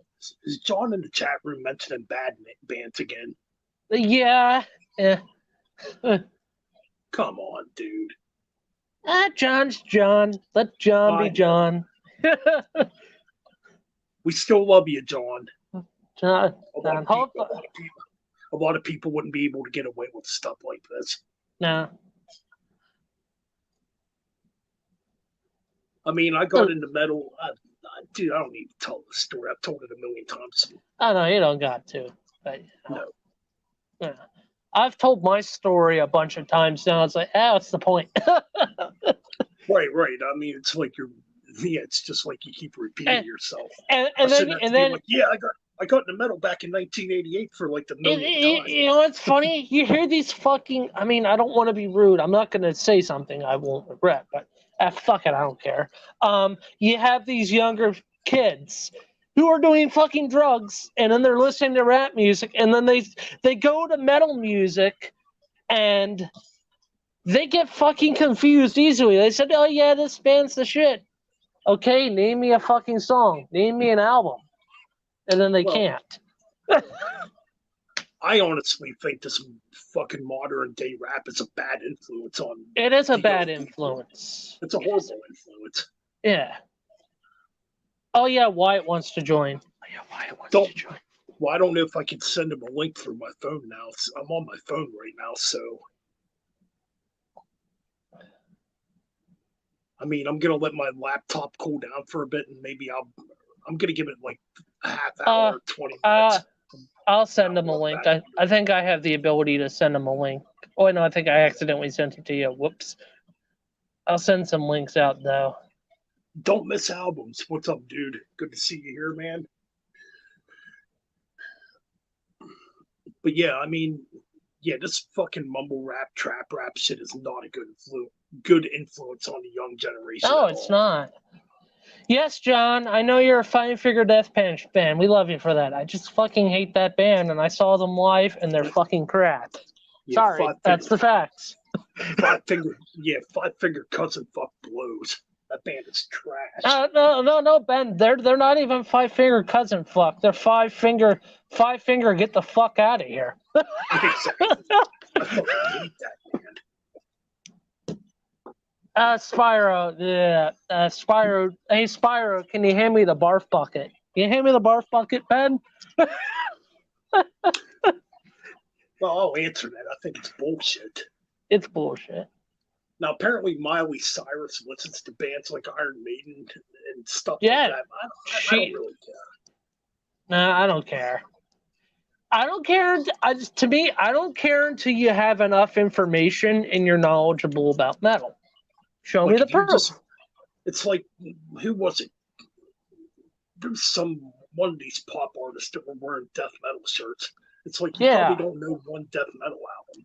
No. Someone's wearing an AC/DC shirt and you don't know you okay, maybe you know Back in Black, but you don't know Yeah. AC/DC. I'll be back in a minute. Sure, no problem, Ben. Yeah. Yeah. But yeah, like I said, that's why me personally, me being 27, 28 next year, I'm trying to hold and pass that torch on a fucking real heavy metal. Because I don't want it to die. I don't. It's real fucking music. Not this fucking computer fucking AI fucking garbage. Ugh. Right, exactly. And on the side note, if you buy their vinyls or CDs or tapes, the band is making a profit off of the CDs, not fucking digital. No. Yeah, it's very important. I mean, we've said this a million times. It's very important to keep buying physical media. Yeah. Oh yeah, by the way, guys, subscribe. Oh yeah, by the way, guys, I forgot to say subscribe and hit that bell. By the way, guys, like it. Exactly. Yep. If you're new, definitely subscribe, hit that bell. We're getting close to 200 on this channel. Well. And yeah, we're talking about pop artists wearing metal T-shirts. I don't agree with that. I think. Like I have seen where Miley Cyrus came out and said she loves Iron Maiden and stuff like that. Now that's fine. You can like Iron Maiden and whatever. Now celebrities like Jack Black wearing Dio shirts. Okay, I'll give Jack Black a pass because he's actually a fan of the music. He was actually a fan of the artist. Yes. You know, that's different. If you're not a fan of it, though, you shouldn't fucking wear the shirt. Oh, John. Yeah, get the fuck out of here with that 5-finger death punch crap, dude. You know we hate them. Yeah. And they're going to continue to get shit on when they're mentioned.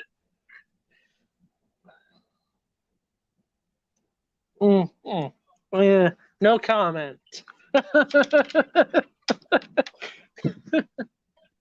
No comment, John. Love your brother, but sometimes you go a little overboard with it. Yeah. It's all good, man. Yeah, I think I sent Wyatt a link. I just sent some links out. I just shared some links out to people. I'm not sure exactly how to fucking add people on a phone. I'm letting my laptop cool down for a bit, so hopefully in the next 15 minutes or so. Wyatt says it says Wyatt is backstage. I don't know how to add him though. Phone. Hold on, let me see if I can do this. Yeah. I've never actually done this on a phone before. Okay.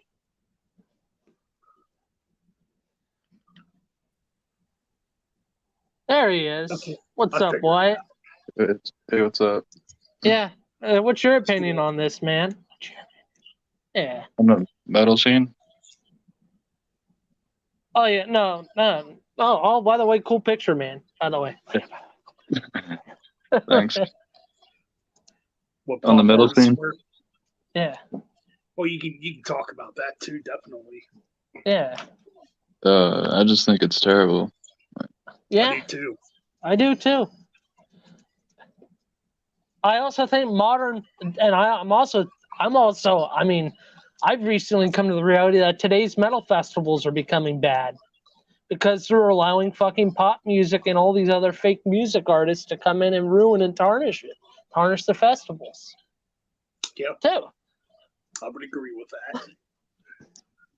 Oh, even Tenacious D is more metal than most bands now. Yeah, that's a fact. Good point. They have a song called The Metal. Yeah. Right on, man. Oh, John, would you stop it? That's my Gorilla Monsoon into John. Oh, please, would you stop? Give me a break. Give me a break, John. Come on. Yeah. Love your brother, but sometimes you can go a little overboard with the 5-finger death punch and Eister stuff, brother. No. I love Eister. I love Eisters too. He can talk I love about Eister all he wants. It's just that 5-finger death punch crap. Ugh, Yeah. fucking trash. Yeah. Yeah, I regret seeing him live. I mean, I love seeing him at Megadeth live, but I just had to stay because I had family there, so I was screwed. I was so shit out of luck when Finger Death Punch came on. You know. Yeah. That's like a big that's like a big barf bag pit right there. Yeah. I was like, almost. It's like open that gape up and just go. I was tempted to just sit in the fucking porta potty the whole time when I was tempted to. You know. Yeah. This band makes me take one big massive fucking shit. Yeah. It's like eating 100 burritos. That's how fucking bad it makes you shit. Taco Bell.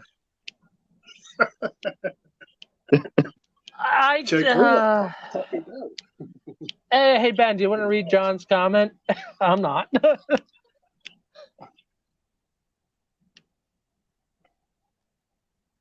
Yeah, I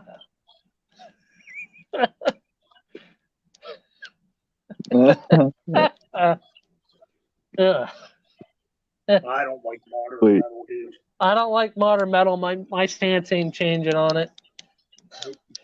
Like I said about these bands. These bands make me want to fucking walk off a cliff. Dude, that's why I've been leaving a lot of metal rooms on Facebook because they fucking cater to a bunch of trash. Yeah. I don't even go on much Facebook anymore.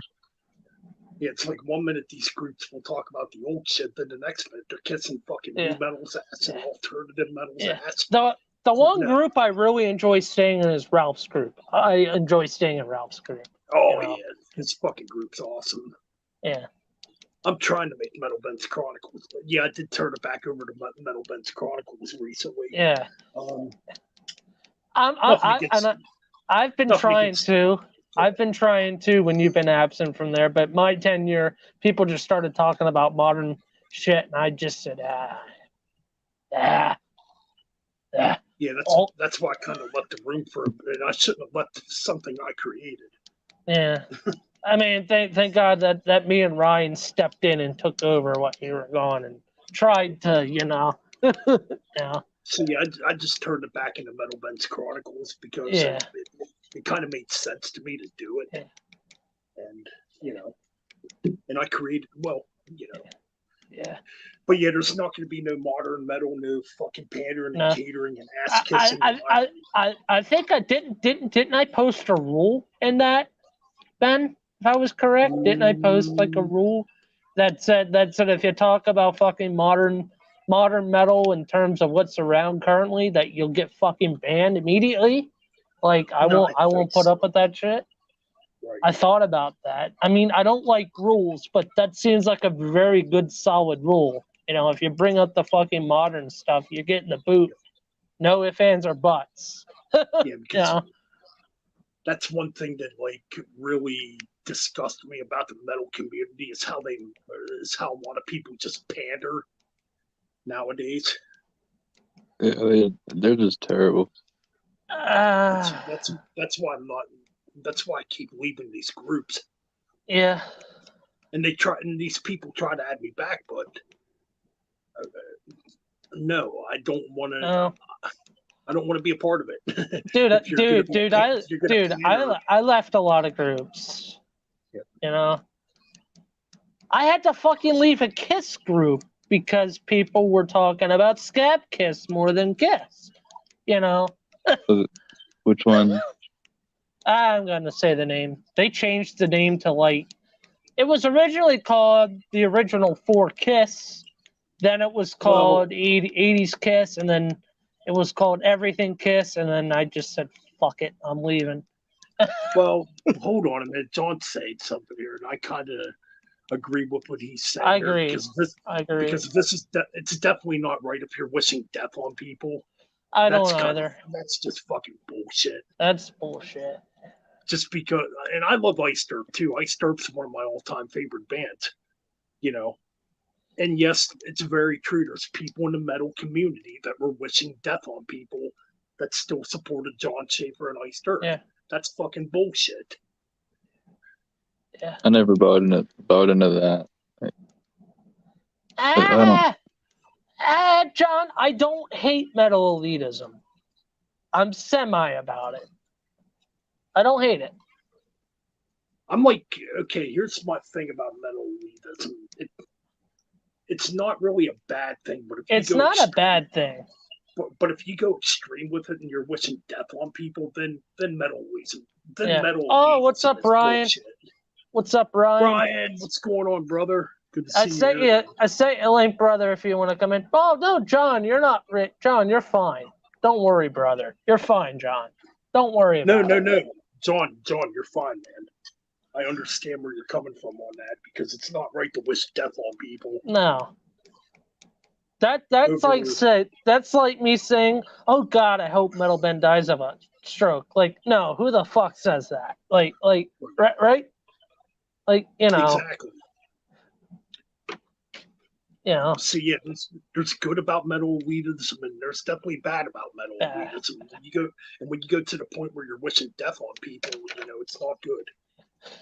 That or when metal elitism leads into politics. Yeah.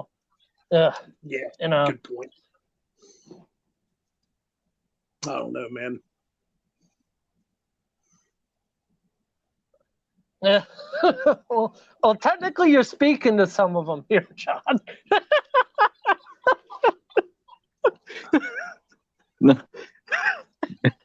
but that's your opinion, brother. It's okay. Yeah.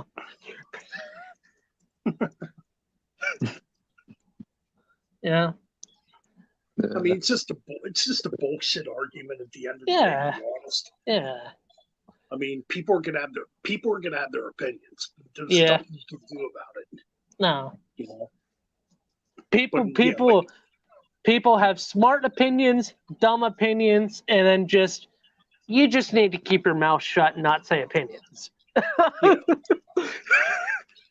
Like, believe me, I cannot stand deathcore. I can't stand new No. metal. I can't stand No. slam.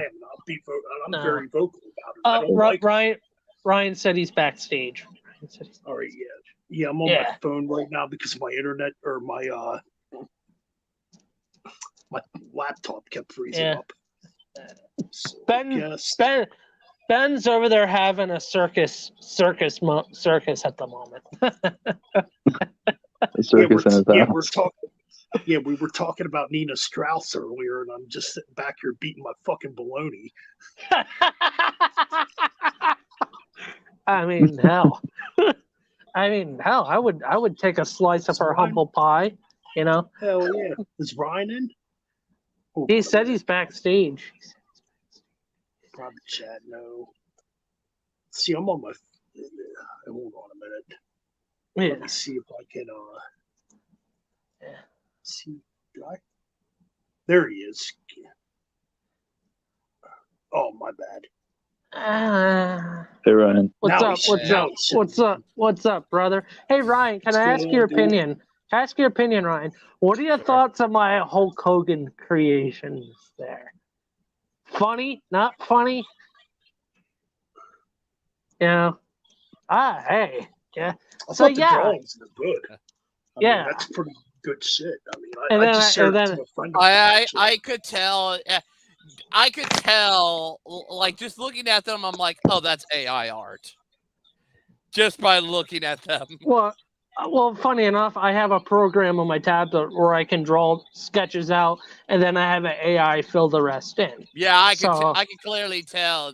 But no, I did create But no, I can confirm that I created them. Oh, So, what happened to Ben? oh, you had to He's step the one out that for a must have second. gone out. Oh, Yeah. okay. Fair Yeah. enough. They'll be back. Fair enough. Yeah. Ben will be back. Yeah. Yeah, I'm just playing some video games and I was just looking at my phone or something like that and see y'all were live. I still say the one that makes me laugh is for Hulk Hogan looks mangled and he's holding a mangled pizza box. Oh, is that the first one? Yeah. You have Real American and all that, and then the next one you had freaking Rock House, aka the NWO thing. Yeah, I gave him my own gimmicks. Hulk Hogan, the pizza man, and then oh god, I have to send you this one sometime, Ryan. It's Hulk Hogan holding a bowl of spaghetti, and it's gonna be. Oh yeah, I did see that one. So you don't need to send it. I've seen that one. And then you had the other one, and it was like Hungry for Heaven. Yeah, it's like it's Those just are a bunch of funny. hot dogs. Yeah, I was listening to that, and as soon as I listened to that Dio song, I'm like, I'm gonna play Mystery from Dio. Hungry for Heaven, Hogan eating a fucking sandwich. Yeah. Blabbermouth sucks. I don't know what he's talking about. Blabbermouth. Fuck Blabbermouth. Yeah, no, John, you don't gotta apologize, brother. Like we all said, you're good. You're good, John. Just blabber shit. yeah. They should call it blabber shit instead of blabber shit. Nah, they can't because GTA has. I think GTA 6 is gonna have a thing called blabber shit or something. All right. Yeah. You good, Ben? Hopefully this worked. Yeah. Being on the phone was annoying. Yeah. I thought the stream's been going good. Besides the technical stuff, I thought we had a pretty good, solid stream, Ben. You know. I'm having a good time. Yeah. Totally. John, you don't got to apologize, brother. All is good, man. Yeah, no man, need to apologize. Yeah, it's all good, dude. No hard feelings, man. But, it's mostly after everything that went down with us, Ben. It's more of like I still say we're not. I don't think I wanted to say this. I don't think we'll ever be close friends, but friends absolutely. Not you, me. Not you and me, Mike. I'm talking about me and. I'm staying out of this one. Me. I'm staying out of this one. I think it's to where I think we have enough to where I can definitely now be able to talk to you about. Oh, hey, here's a deep dive. We want to be a part of that or something like that. Yeah. John, I wouldn't say. John, I'm not anti-metal elitism. Sorry, John, but I'm not. I disagree with you on that one, brother. I love all kinds of metal. That's what I'm about. I respect your opinion, John, but I disagree on the second half. I don't like Blabbermouth, dude. I think it's just a gossip website. Blabbermouth. I think John. I think me and Wyatt called it blabber shit. Yeah, pretty much.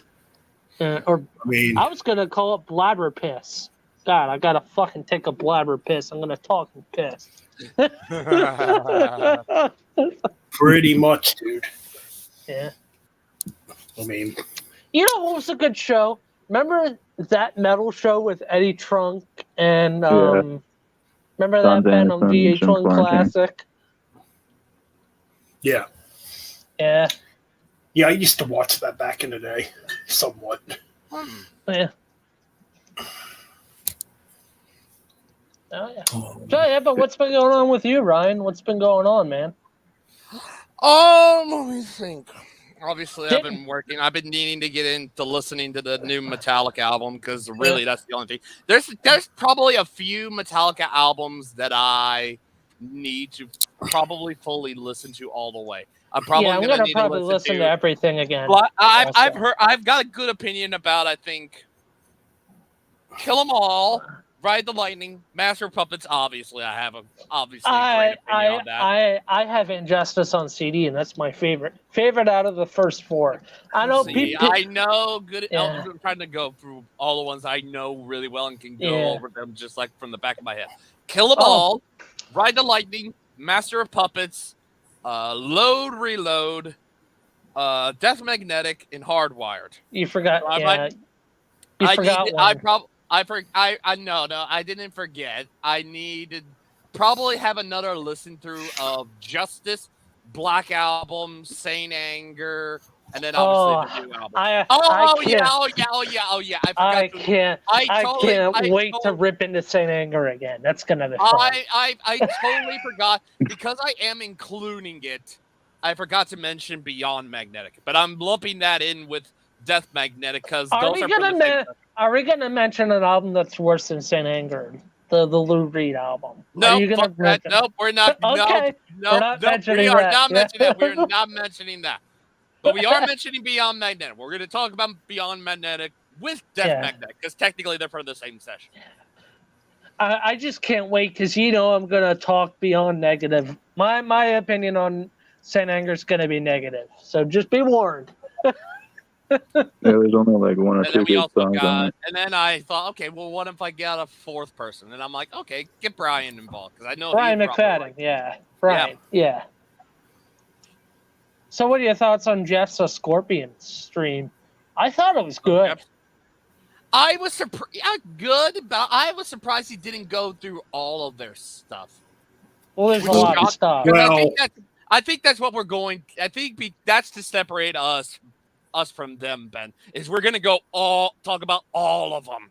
Exactly. We're going all in. Everything beyond everything that they talked about plus those beyond, so that would also mean talk about the shit ones. Plus that new album still kicks ass. Their newest album. Yeah. Rock Believer. Yeah. Rock Believer. Rock Believer's good.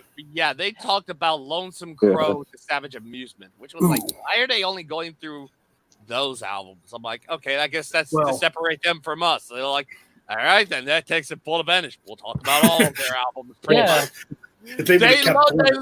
They literally opened the door for us to just talk about all of their stuff, pretty much. Yeah. Is what Jeff did. They're like, you want to talk about all their stuff? Go for it, dudes. Well, they would have talked about every album. It probably would have been like a 12-hour stream. Yeah. Fair enough. I don't know if they mentioned about that, but since it's just us two, it shouldn't really be that difficult because it's only you and me, Ben. It's kind of the same like me and technically, yeah, me and me Metal Mike, we are splitting AC/DC into two, but we're splitting into the Bon era and Brian era. That's how we're basically Back in Black all the way to Power Up, basically, and then basically high voltage to highway. Yeah, highway to hell. Yeah, high voltage, and we're including Dirty Deeds we're including Dirty Deeds as well. I mean, the album came out in the 80s, but it's Bon Scott. I'm not talking the Australian versions with other stuff from AC/DC. I'm talking international stuff. So Ryan, there's an exception. It is a studio album by AC/DC, and it is a Bon Scott album. It counts. Jailbreak. 74 Jailbreak. We are definitely going to talk about that. I'm going to probably... Okay, here's the thing with that. I'm including that in the Brian one because it was released around that time. So that might be what I'm including in the Brian one. We will talk about it. We're not going to put it in... Bon Scott. I get it, but it's like it came out, 84 or 83 or something like that? Which one, Jailbreak? Yeah, 74 Jailbreak. 74 Jailbreak. I would include it among those because it was officially released in the 80s. So we will talk about it during the part 2, basically. And technically, Who Made Who is a compilation album, technically. Yeah. I'm pretty sure Jailbreak came out in 84. I'm pretty sure. It did. That would have been after Flick of the Switch. Yeah. Yes. Yep. So technically, officially, it was released in 84 during the Brian Johnson era. So that's why I'll probably include it. Yes, we will talk about it. We'll talk about it in part 2. Mm-hmm.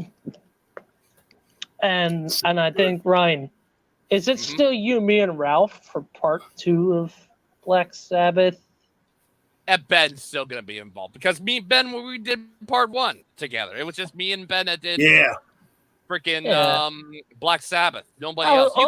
You came in a little. I know you came in a little bit, but it was just me and Ben throughout that whole stream. So Ben is in it, no matter what. Even if I wasn't going to talk about, because of the whole problems between me and him, I was still going to include him in part 2.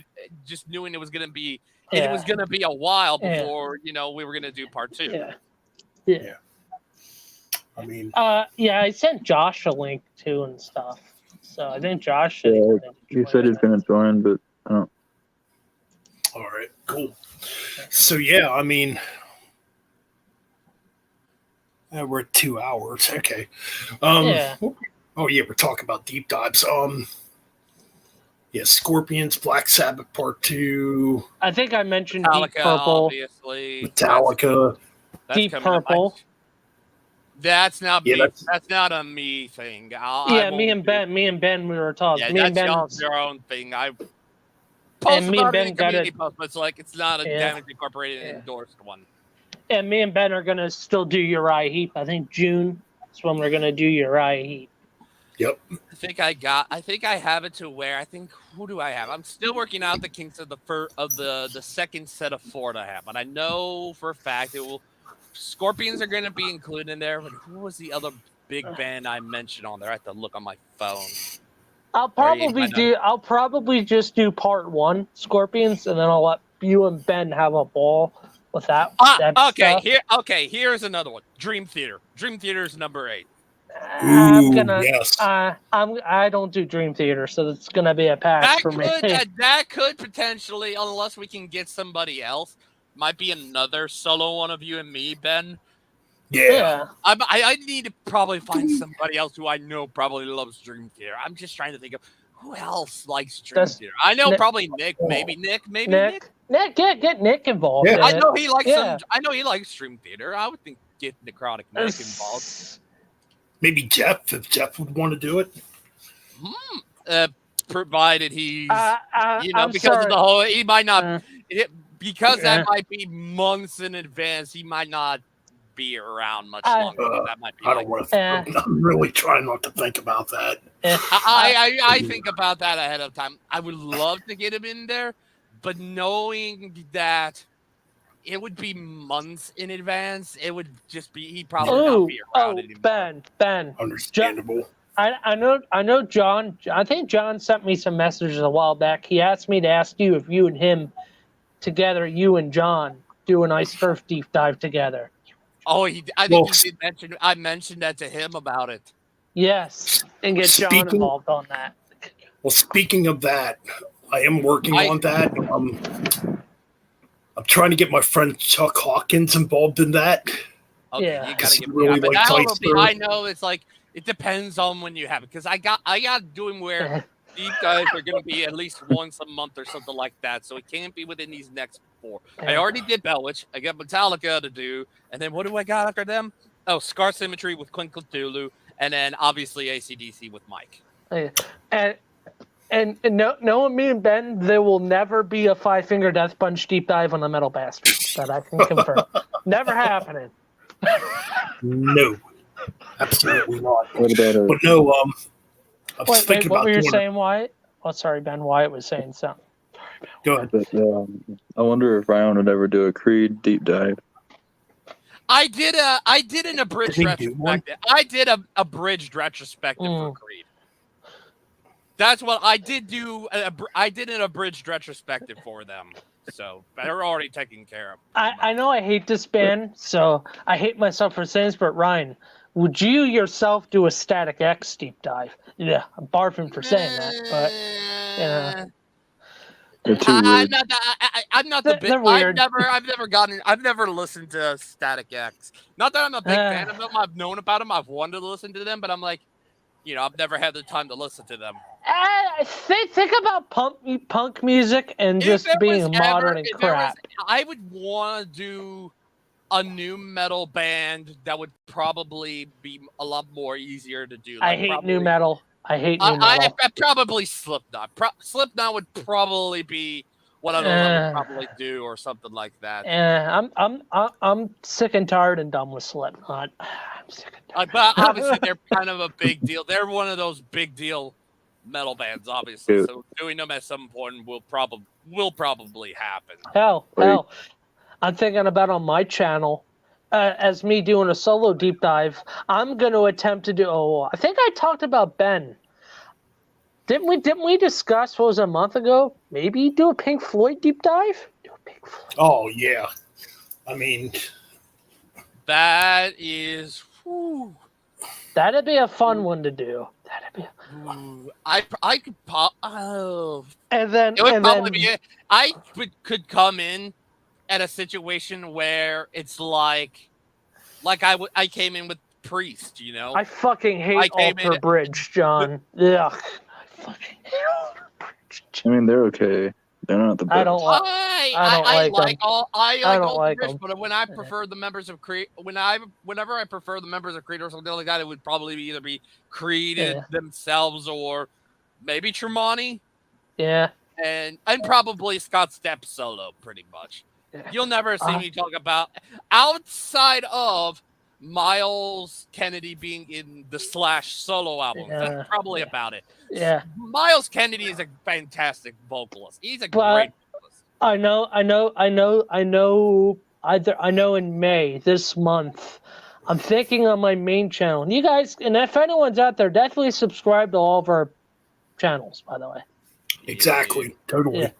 But I was saying, this May, I'm thinking about this May doing a Beatles deep dive discovery on my main channel. Ooh. I've always wanted to do the Beatles. You're on your own, Beatles. Yeah, this is going to be one where I do it. I like the Beatles, but I'm more of a Rolling Stones guy. Oh, well, Ryan, I wouldn't mind doing a Stones deep dive with you in the future. But that's freaking weird. That's a lot. That is. Whoo! That's multiple parts. Speaking of that's more of a passion project where if I were to get anybody, it would probably be a solo, and it wouldn't be with you. It would probably be me and my dad, because my dad is the reason I got into the Stones. Like, I would definitely want to do the Stones with him, easily, no question about it. Speaking of the Rolling Stones, a guy out at work at my new job is playing a lot of their obscure stuff. I'm like, wow, this stuff's actually pretty good. It's better than a lot of their hits. Yeah, he's playing a bunch of obscure Rolling Stones tracks. I'm like, this stuff's actually not that freaking bad. What albums? Are they from popular albums? Well, no, it's kind of random. He has this. Oh, you're talking about there's some they've done re-releases of some of their older albums, and some of them have unreleased songs. Yeah. Well, he's got this app on his phone that has, I forget what the fuck the app's called. Is it a music app? Yeah. Hold on a minute. Spotify? No. It can't be. The only thing I can think of is iTunes or something like that. Oh, it's called AccuRadio. You could set up stations on there that have a bunch of different. It's a variety of stuff. It's got a bunch of different kinds of music on there, and you can find this obscure classic rock on it. Yeah.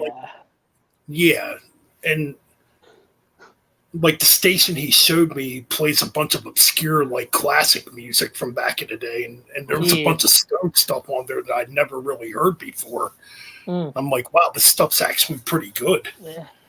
And Ben knows me. I'm the type of person that prefers the deep cuts rather than the hits.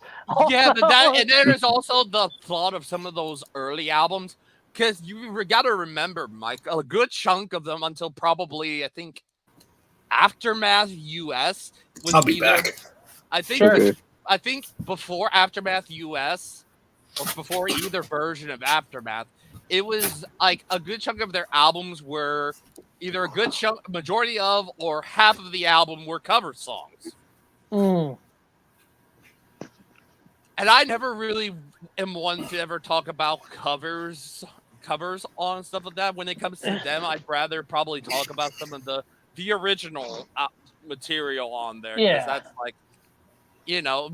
cobble some of those together, and you're like, okay, cool. It makes an album or a few albums or something like that.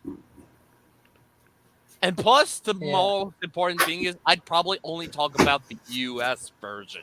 I wouldn't talk about the UK versions with the Rolling Stones. I'd probably, up till maybe, I forgot when they started having these just internationally released albums. I think it was Their Satanic Majesty was the first one.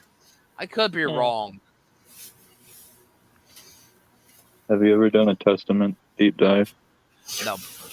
Well, I'm not a big Hold on a old minute. Testament. Somebody said Testament. Yep. I was asking Ryan if he's ever done a Testament deep dive. Yeah, no. I'm never going to. I'm not. No. I'm not the biggest. I like Testament, but I'm not the biggest Testament fan. I'm just like No, but that's one I actually been thinking of, like, for me. yeah. Didn't There's you only play- a handful. There is only a handful of those thrash bands.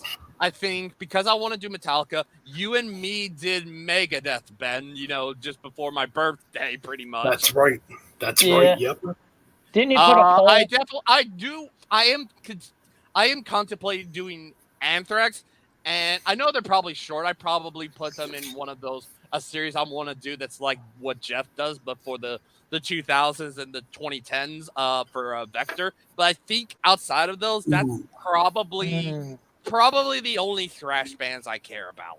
Ryan, would you want to do kind of weird. Ryan? Would you be interested in a ZZ Top deep dive on that? Nope. I've No? never been the biggest ZZ Wow. Top fan. Okay. Wow. I was actually kind of thinking about Anthrax just Anthrax. last night, to be honest.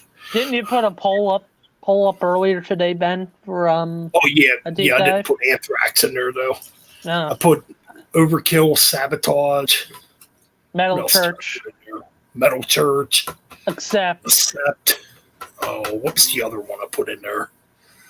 Was it Was it Zentrix? Was it Zentrix? No. Let me look at this. Let me see what channel. Let me Now look. I kind of It's on the Facebook. It's Is it on the on the metal Facebook on- page. Facebook group page. Yeah, our group page. Facebook Yeah. page. I'm gonna Oh, have to what's it? look. Oh, it's Iced Earth. It was Iced Earth. Yeah, Which Iced Earth is going to be done. yeah. Ooh, Spyro said an artillery deep dive. I've been wanting to do that too. I Yes. love artillery. Mm, That's one where I'd probably have Music of Destruction join me. mm.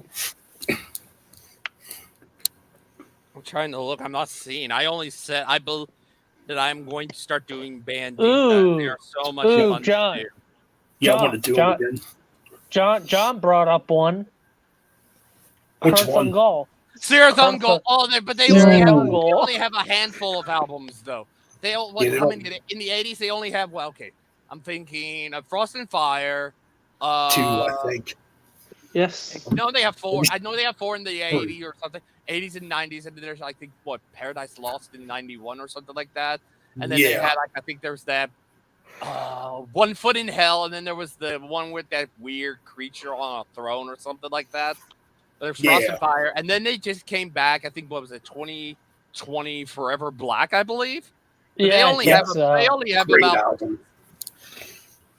I think that they Yeah. don't have enough to do, a deep dive. They're not like when I did Bellas because I wanted to do one of a small one to start off with. Yeah. Ooh, Yeah, a it was deep Forever dive. Black, and then they put out an EP in 2021. Yeah. I just thought of something, Ben. Three bands popped in my head. The Okay. Moody Blues. The Moody Blues. I don't know. Nah. I know them, but I don't know like a lot about them. Vanilla Fudge. Vanilla Hmm. Fudge. Never heard of them. You never heard of Vanilla Fudge, right? It's Carmine Peace, right? That's Carmine Apiece, Yep. yes. Vinny one of his early Appice's bands. brother. Oh, After one of Vanilla- his early bands. After Vanilla Fudge was mid-60s, was it, when Oh. it started? 67. They were the first band to use the Hammond organ Yes. as far as like Oh, playing it before heavy metal style. Yes. I know one of my friends told me, hey, you should do Cream. I don't listen to a lot of Cream. So, Cream, man. Jimi Hendrix, a Hendrix deep dive would be kind of cool. I would actually probably do Hendrix. The Jimi Hendrix, and then the posthumous albums.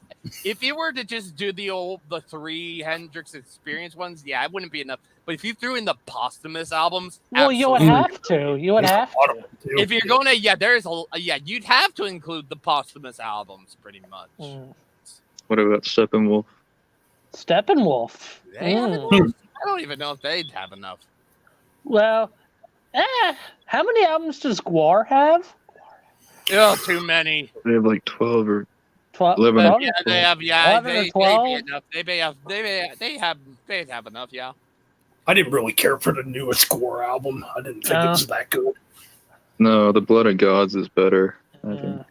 That was a good album. The new one's just weird. Ben, I thought of something funny. This will kind of make angry Ryan a little tick, but I thought of something funny. Three of us do a Van Halen deep dive, and then we get to crap on Sammy Hagar. That'll be. I think to myself, I am wanting to do that, and y'all watch me be in the comments talking shit about Fair Warning and Diaper Town. I will not be in it. You do that, I will not be fucking innocent about those fucking albums. I fucking hate them.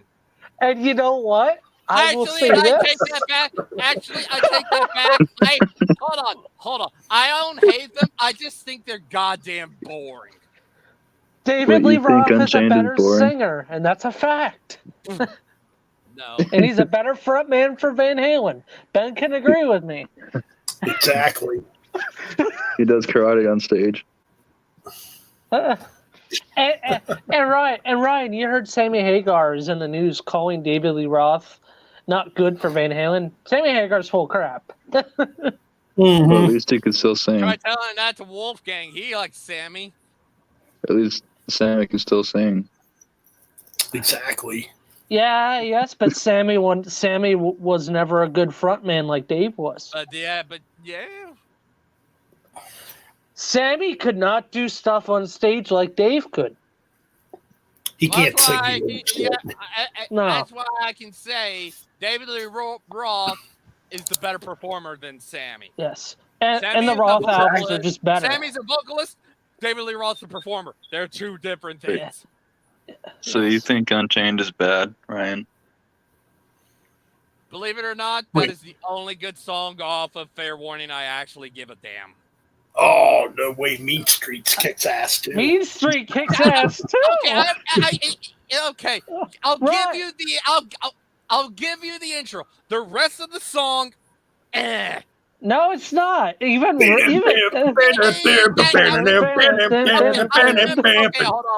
on. I remember freaking when Ralph did the track versus track of Fair Warning versus 5150. Take away the vocals. Good Enough is better musically than Mean Street. Come on, damn it. I disagree, fella.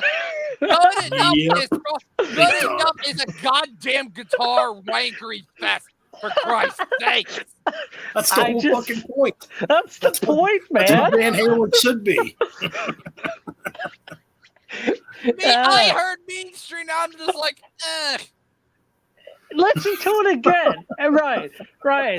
Ryan, maybe next week you'll love it. Let's see. Let's give it a chance. Give it a chance. Unchained is the only thing that I freaking like off of. 1 foot out the door is pretty good, too. 1 foot out the doors. So Ryan, what about the track I'm the One? That's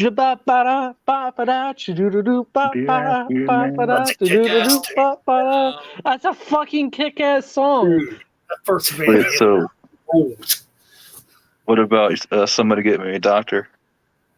Somebody give me a doctor. That's a killer track, too. Yeah. I'm sorry, Ryan. We're just busting your balls, man. It's all good. It's all good. What made Van Halen cool back in the day too was Michael Anthony doing them backup vocals. Yeah. Back when he had long hair. That's probably why I have a different kind of Truth solo in a ranking or something like that. because Yeah. it wouldn't be dead last. VH3 takes the cake. It needed I- Michael Anthony. I agree. Yeah. I just can't- We can all agree, even though we're both on two different camps, we can all probably agree that VH3 is the worst Van Halen album of all time. Wait. I agree. That album. But there wouldn't- Yes. There wouldn't be an Extreme without Van Halen. Yes. But here's I the one agree, thing. that album Here's the one thing I'll take. You should probably respect. If it wasn't for Montrose, there wouldn't be a Van Halen. Because remember, Eddie Van Halen is a fan of Montrose. That's why he got Sammy, because he loves Montrose. He loved Montrose. And then he was. I do like the first two Montrose albums. The first two Same. Montrose albums are killer. Yeah, I'd rather take the first two Montrose albums over Fair Warning and Diver Down from Van Halen, because those are superior albums. No, they're not, Ryan. I'll give it to you. Their Diver Down is kind of Diver weak. Down is weak. Yeah, Pretty Woman's just What annoying. what was that? What was that one album when Roth came back? What was that one album they did when Roth? Different came kind of back? truth. Different kind of That truth. one. It wasn't. It's just a bunch. It's just I would assume it probably were a bunch of old demos they had from They back were. in the day. They Yeah, were. and basically, in a nutshell, it was just like, okay, let's just get up. They're all. There was a reason they weren't on any albums, because they probably weren't that good. Yeah. Well, my I've problem with never a even. different kind of truth is it don't have Michael Anthony. no. Yeah, that's a major problem. I can definitely say. 'Cause Yeah. no offense you're- to Wolfgang. No offense to Wolfgang. He's good musician. I mean, look at Mammoth WVH. He's good. He's really good. It's Yeah. just the thought of you're filling in shoes that are pretty much impossible to fill. Pretty much. And Exactly. and Alex Van Halen, AVH, recently came out and said that he doesn't like Sammy, supposedly now. But then and- you have and- Wolfgang. Wolfgang freaking likes the Sammy stuff. And Alex Believe that doesn't or like. not, yeah. And Alex said recently that Alex recently is having a falling away from Sammy, and recently Alex has been reconnecting with Dave. So, yeah. I mean, you really can't have a Van Halen comeback without Eddie Van Halen. I mean, No, there's no you can't. freaking way. There's no way. You have to, you Just could call it a find- VH tribute or something.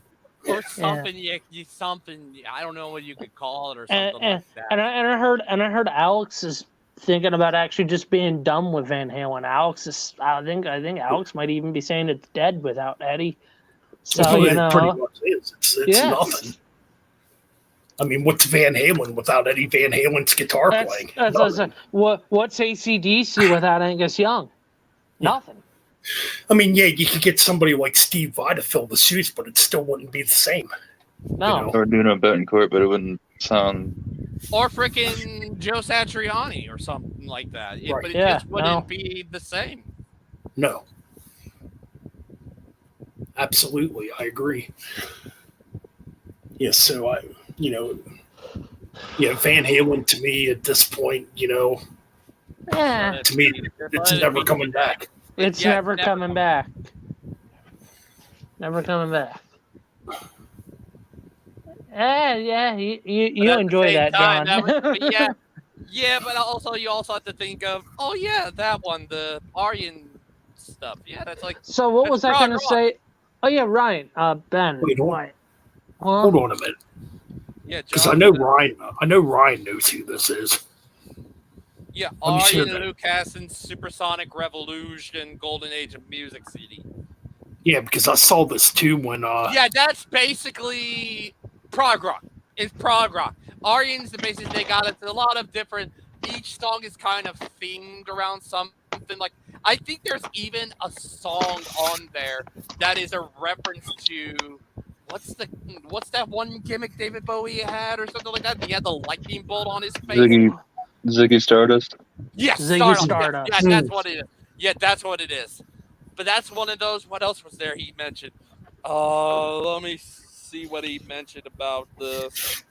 Ooh, we've been going almost 2.5 hours. Holy shit, I guess so. Damn. I'd say end it at the 2-hour mark, and that'd be a solid stream. That's it.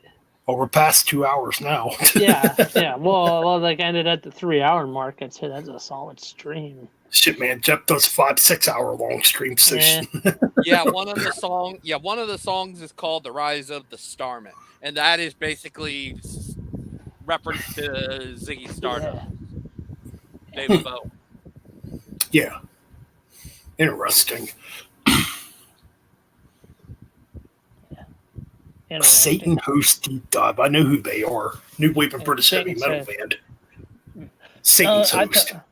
Or wait. No. Satan's Host. I'm thinking of. Never mind. I'm thinking of the band Satan. I thought of a few bands. Did we do UFO at all, Ben? Nah. We were talking about UFO earlier. UFO. I got to get back through. Well, I got to listen to the albums without Shanker. There's a lot of the albums without Shanker I have not listened to. Rock Bottom. That's my favorite album's Rock Bottom. I think out of them. I love that album. Okay, here is what it is. The new album is heavily inspired by music from the 1970s, from prog to heavy rock to glam. Oh, that sounds interesting. Kind of cool. So, what were we talking about? Oh yeah, UFO and stuff. Yeah, I was also going to say ELP. Emerson Lake, also known as Emerson, Lake and Powell for one album, which is my favorite album. True. Yeah, Cozy Pal. Yes. Well, no. Yeah. Well, yes. Yes. Am I right? Yeah. Yes. Yeah. Dang, I didn't know that. Sweet. And then Electrolyte Orchestra would be an interesting deep dive. Also, ELO. Yeah, they got some. I got a couple ELP albums. Yes. I got a few. I got Works Volumes 1 and 2 and Love. Boston. I mean, I was gonna say Boston. There's some Chicago stuff I like. Chicago. That would probably. Nazareth. Oh. Another band. Sticks be a big one. That Sticks was big. Who did Mr. Roboto? Who was that? That was Sticks. Sticks. Yeah. That's like one of the worst Sticks songs too. Yes. I love Mr. Roboto. The drums I liked on it, but I didn't like the song. But I did like the drumming on the song. You know. Lady, or however that song goes. Yeah. Lady, when you're with Lady. Something like that. With me, I'm smiling. Yes. Oh yeah. I'm just saying. Credence and do you like Credence Clearwater? I do like CCR. I like CCR. I like CCR deep dive. Another band I want to do a deep dive is Foghat. A Foghat deep dive. They have a bunch of albums. That's true. So what about Leonard? What about Skinner? Oh my God! Yeah. I think that would be more of like something like similar. I think it would be to a certain. If I did Skinner, it probably would be to a certain point. Oh yeah. By the way, I think I know the early stuff. The early all the way up to Street Survivor. Probably that would probably be it. Happy recent 90th birthday to Willie Nelson. By the way. Oh, that's true. Yeah, he did just turn 90. Still kicking ass at 90. Apparently he's coming to Hershey too. I thought I heard. Yes. Oh no, I might have to go. I might have to get a ticket to see old Willie. Just don't. Can't go wrong with Willie. That's like. No. Just don't touch the old Willie. You'll get sick. Oh God, why? What the fucking dirty motherfucker! I never said I was clean. That's a good one. The dirty old Willie. Skinner. What about Kansas? Yeah, that's what I was gonna say. Oh yeah. especially since they've made a comeback pretty much. Kansas did make a comeback recently. 2016 and then 2020, yeah. Yeah. I got their 2016 comeback album. Oh yeah, I heard their newer. I heard the newer albums are actually good. Yeah. Oh, I can definitely say. Oh yeah, definitely. They're really good. It's Like not. it went back to that '70s sound. There's some. Yeah, there is. It is. It's heavier, obviously. You can't. It's not the same production wise. It's a lot. It's more of a modern sound, but like it is pretty. Spinal Tap. I don't think I have enough. No. That might be interesting to do. What about Anvil? What? Who? Anvil? Ooh. Ooh, yes. There's a lot of albums. There are 19 Yeah. albums. 19 albums. 19 Budgie. for Anvil? Wow. Budgie? Yes. Oh, Budgie. Ooh, I'd like to do Budgie. Didn't Jeff do them? I don't think he did Budgie. Did he? I don't know if he was Somebody talking. did it, I but don't know. No, I'm thinking Pete Pardo. Pete might have done- Pete did Oh. Budgie, yeah. I was thinking Dude. Jeff, and I'm not thinking, oh no wait, Pete Pardo from Sea Tranquility probably did Budgie. Oh. Budgie was unique because Yeah. they could be very Floyd psychedelic, and then they could be like really heavy, like Sabbath. I think Sabbath even. I think Metallica said they were an influence to them. Genesis? Oh yeah, definitely. Oh fuck, Gen- Genesis. Genesis. yeah. You can't forget about early Genesis. I do. Yes. I would want to do all because I do have. I think I got two from two. I got two Genesis albums from two completely different eras. This can't be wrong. But Ben, would you be opposed to doing a Michael Jackson deep dive album wise? I'd do it. It pisses a lot of people off, but I'd do it. Michael Jackson's a fucking legend. Yeah. But we're not here to make people happy. I mean, you can't deny that he made great pop music. No, you can't. Despite what other shit said about him, but He has done some. He has dabbled a few times in rock, and sometimes they've been really good. Oh, yeah. Obviously, Beat It. Obviously, that's iconic. I mean, with that, Like, on there. like I think Dangerous is a really good album. Dangerous. I'm not like really Not to mention, familiar. I've with seen a some lot of bands. Blondie. I've seen bands cover some. I think there was this one.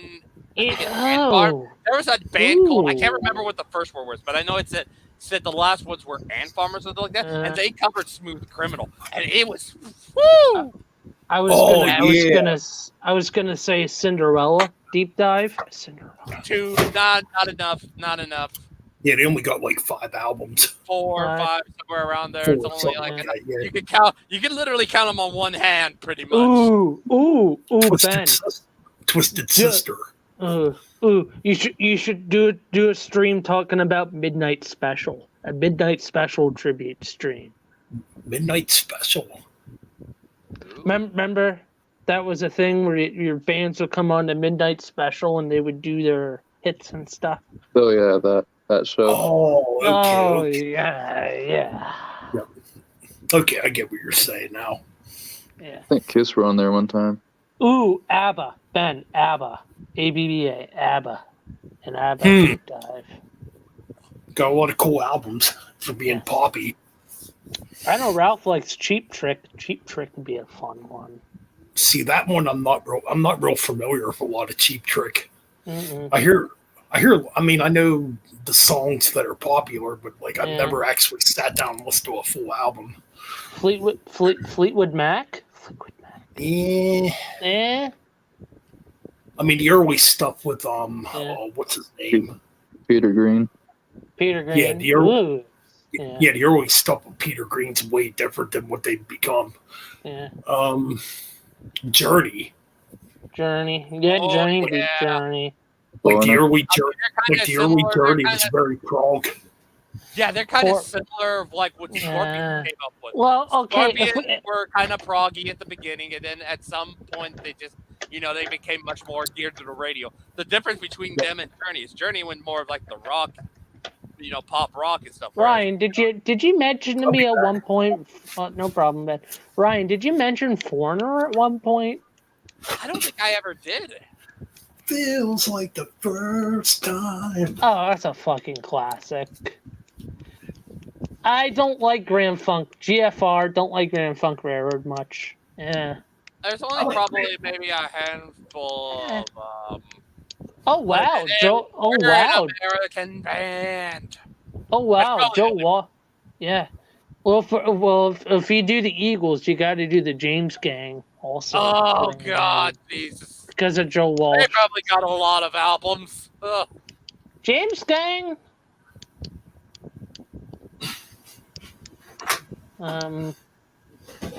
Actually, the Eagles don't really have a lot of albums either. No, they don't. Really? That's why I'm saying 7 or 8, and then how many albums does the James Gang have, Ben? What, 4 or 5 or 6, something like that? It's not a lot of albums. And with Joe Walsh, you could toss that right in with the Eagles, so it would be just all in one. You know? Oh, this was I was thinking of these guys, but I know they're not really talked about. Hawkwind.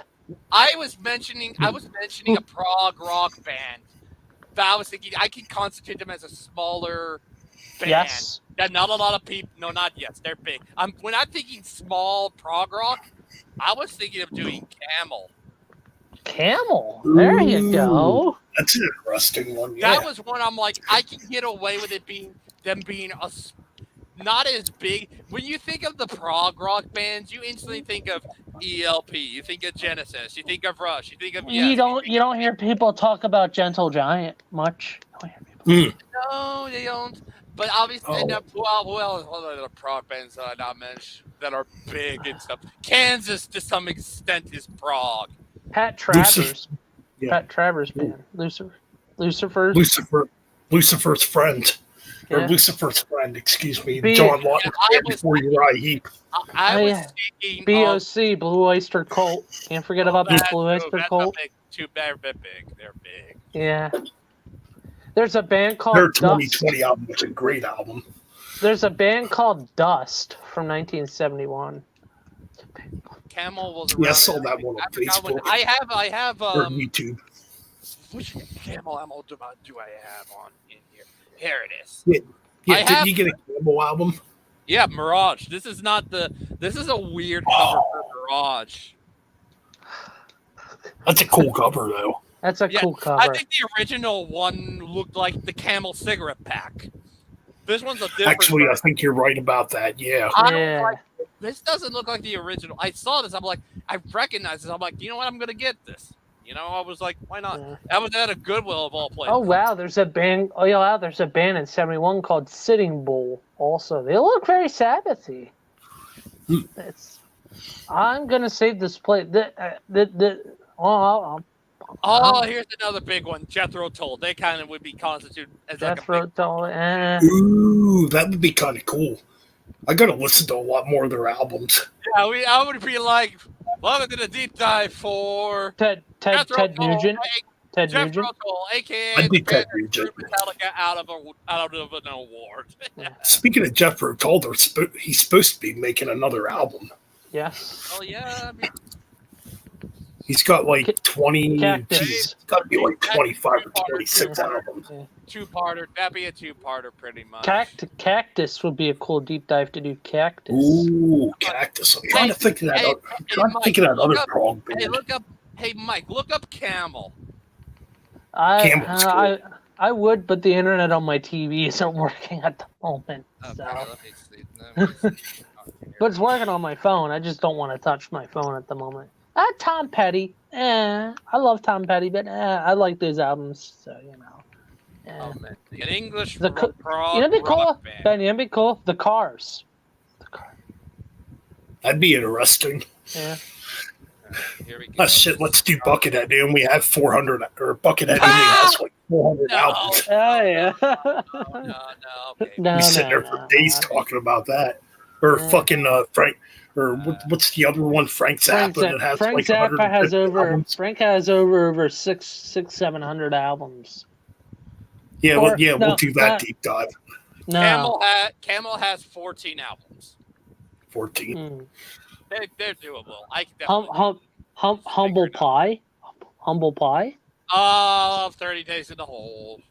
Yeah. Man, I'm trying to think of that other prog band that Michael Ackerfeld of Opeth was influenced by.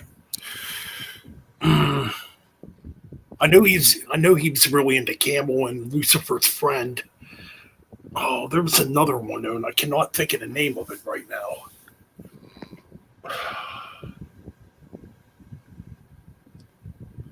Maybe it was Gentle Giant. No, I don't think it was Gentle Giant. Bad Company. Was it Bad Company? No. No, this band's pretty obscure. They were never like mainstream. Look, see. Damn, I can't think what the hell they're called right now. No more, Mr. Nice Guy. No more, Mr. He says he's a Clean. collector of obscure 1970s rock and heavy metal albums. He also tends to show his influence from these obscure bands, making reference to them in Opeth albums such as Blackwater Park, Still Life, and My Arms Reserves, as well as songs such as Master's Apprentices and Goblin.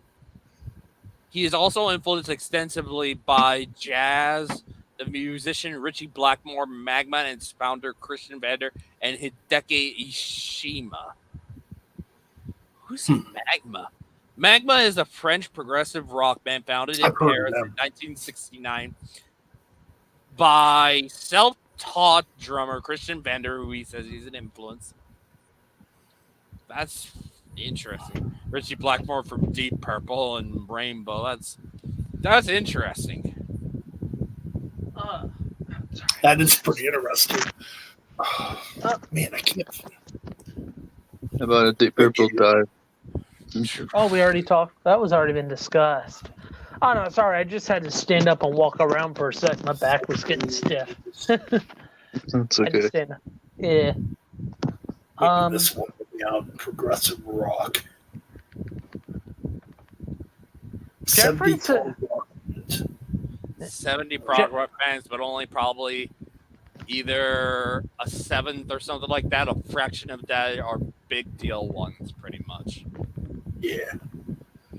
Has anybody heard of the band April Wine? I've heard of them. I've heard of them. I've heard of them, but I haven't really heard them. I got a couple of their albums. Yeah.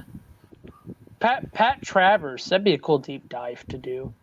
Especially with Nico McBrain supposedly doing some stuff with them. Ooh. Snorting whiskey and drinking cocaine. There's a band called Bread. That's funny. Oh, Bread, yeah, they're more like poppy. Yeah. About a Misfits. Yeah. That would be pretty interesting. I only like the dancing era of Misfits. Oh, Ben. You said Danzig. That'd be a cool deep dive. Ooh, totally.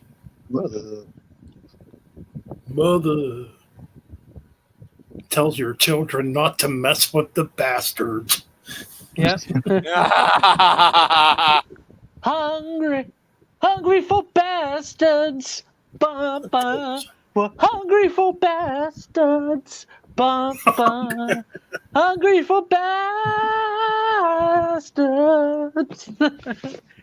You got one? You got a funny one, Ryan? No. No.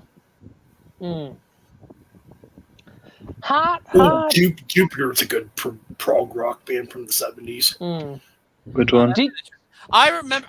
The only thing I've heard of Jupiter was like Detroit. the Atheist album. Metal bastards, get up, get on your feet. Oh no, hold on. I'm thinking of a Detroit Metal Bastards. Ooh, that sounds sketchy. Oh shit! I was gonna do the cover of that. Do it. So, right, if you make a video of that, do it, brother. Just looking here. I found a bunch of obscure prog bands from the 70s. Yes. Cool. Oh my god. Get up. Get on your feet. Step down. No, I'm just saying, how would it sound as a joke? Mm.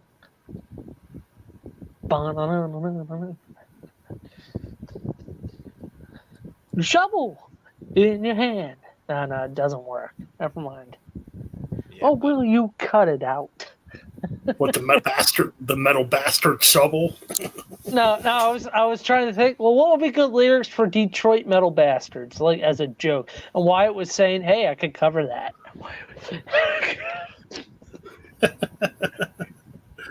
Although, my version would be Detroit Sink City. Do it, brother, do it, do it, do it, Because man. he lip syncs. Yeah. Oh, I get it. Detroit sinks. Ha ha. I get what you're doing, Wyatt. Paul Stanley's lip syncing. Love? No, not Love Bastards. That doesn't sound good. No. What, the Love Bastards guns? No. Yeah. That sounds actually pretty fucking bad. Destroyer? Nah, that one doesn't work. Creatures of the Bastards. Creatures of the Bastards. Oh no. I'm sorry, Ben. My mind's just going blank, so I'm reverting to stupidity at the moment. I'm sorry. I'm just I'm just being That's myself okay. at the moment.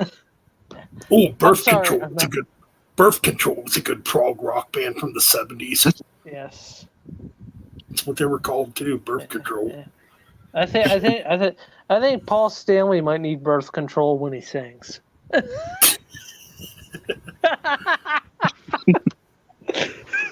Hey Ben, like I said, I can come up with some good ones when I'm bored. Oh yeah.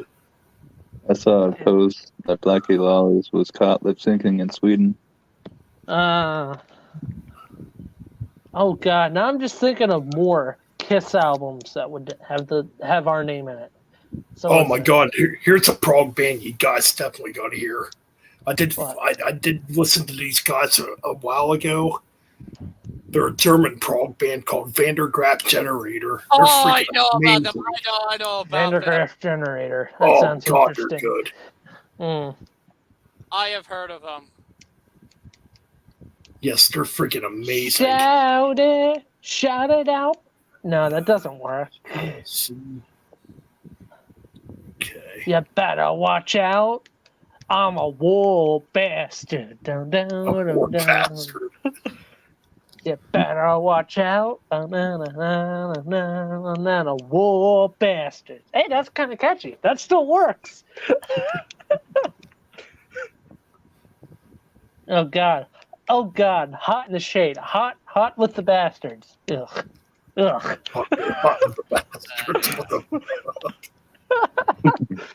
Read my bastard. Wait. What'd you say? What? Read my bastard. Read my bastard. That's funny. You know that one, Ryan? No.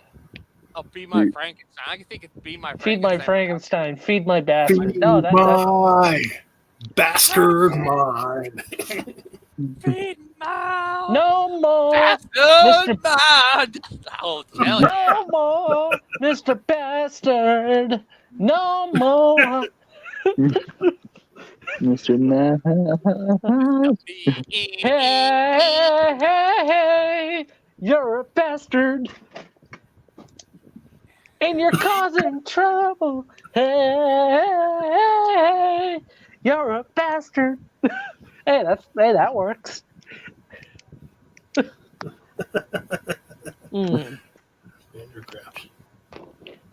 No, Ben knows I can actually sing. I'm not just not. Yeah.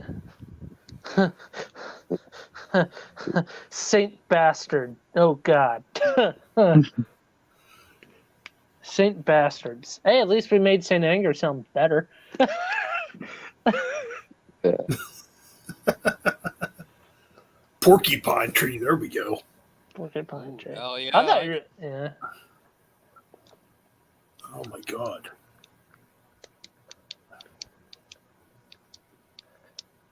Yeah. You're a bastard. Sorry, no, that's stuck in my head now. Gee. Nectar. That's the band I was thinking of. Nectar. Nectar. Yeah. That's the one Michael Ackerfee of Opeth was really influenced by. I just found it after just digging and digging. Yes, Nectar. Yes, they're a freaking killer band too. I was checking out some of their albums a while ago. Man. Oh, sorry. No, you're good. I was saying, didn't a while back I send you a list of like early 70s proto metal bands that never got big? There's a lot of them. There's a lot of good ones too. There's a band called Bang that's locally from Pennsylvania or Baltimore, but I'd say local. It's from Baltimore. It's in the area. Yeah, I first heard about Bang. It's weird because I first heard about Bang in 2000. Oh, Ben, I'm gonna bang you. Yeah, shut up, Paul Stanley. You ain't banging no metal Ben, motherfucker. I'm only joking, brother. Oh, I know that. Sammy's the one getting banged. My name's Paul Stanley of Kiss. This is a song called Bang Bang You. Yes, I'm gonna bang all of you. Wait, hold on a minute, bitch. Hold on a minute, bitch. Motherfucker. This is Booty Moody, motherfucker. Yo, bashing my band earlier. Shut up, Paul Stanley. This is Booty Moody, bitch. Y'all bashing my band Five Finger Death Punch in the chat room earlier, you motherfucker. What? Look! Somebody woke up from the couch. Somebody's sitting on the couch. Oh, look, it's Shit Barnes. What's up? Hey, Shit Barnes, what's up? Well, listen here, motherfucker. Shit Barnes could be a guest appearance on the next Five Finger Death Punch album, motherfucker. Nah, man, that shit. Man, that crap's worse than my band. God damn, that's bad. No, motherfucker.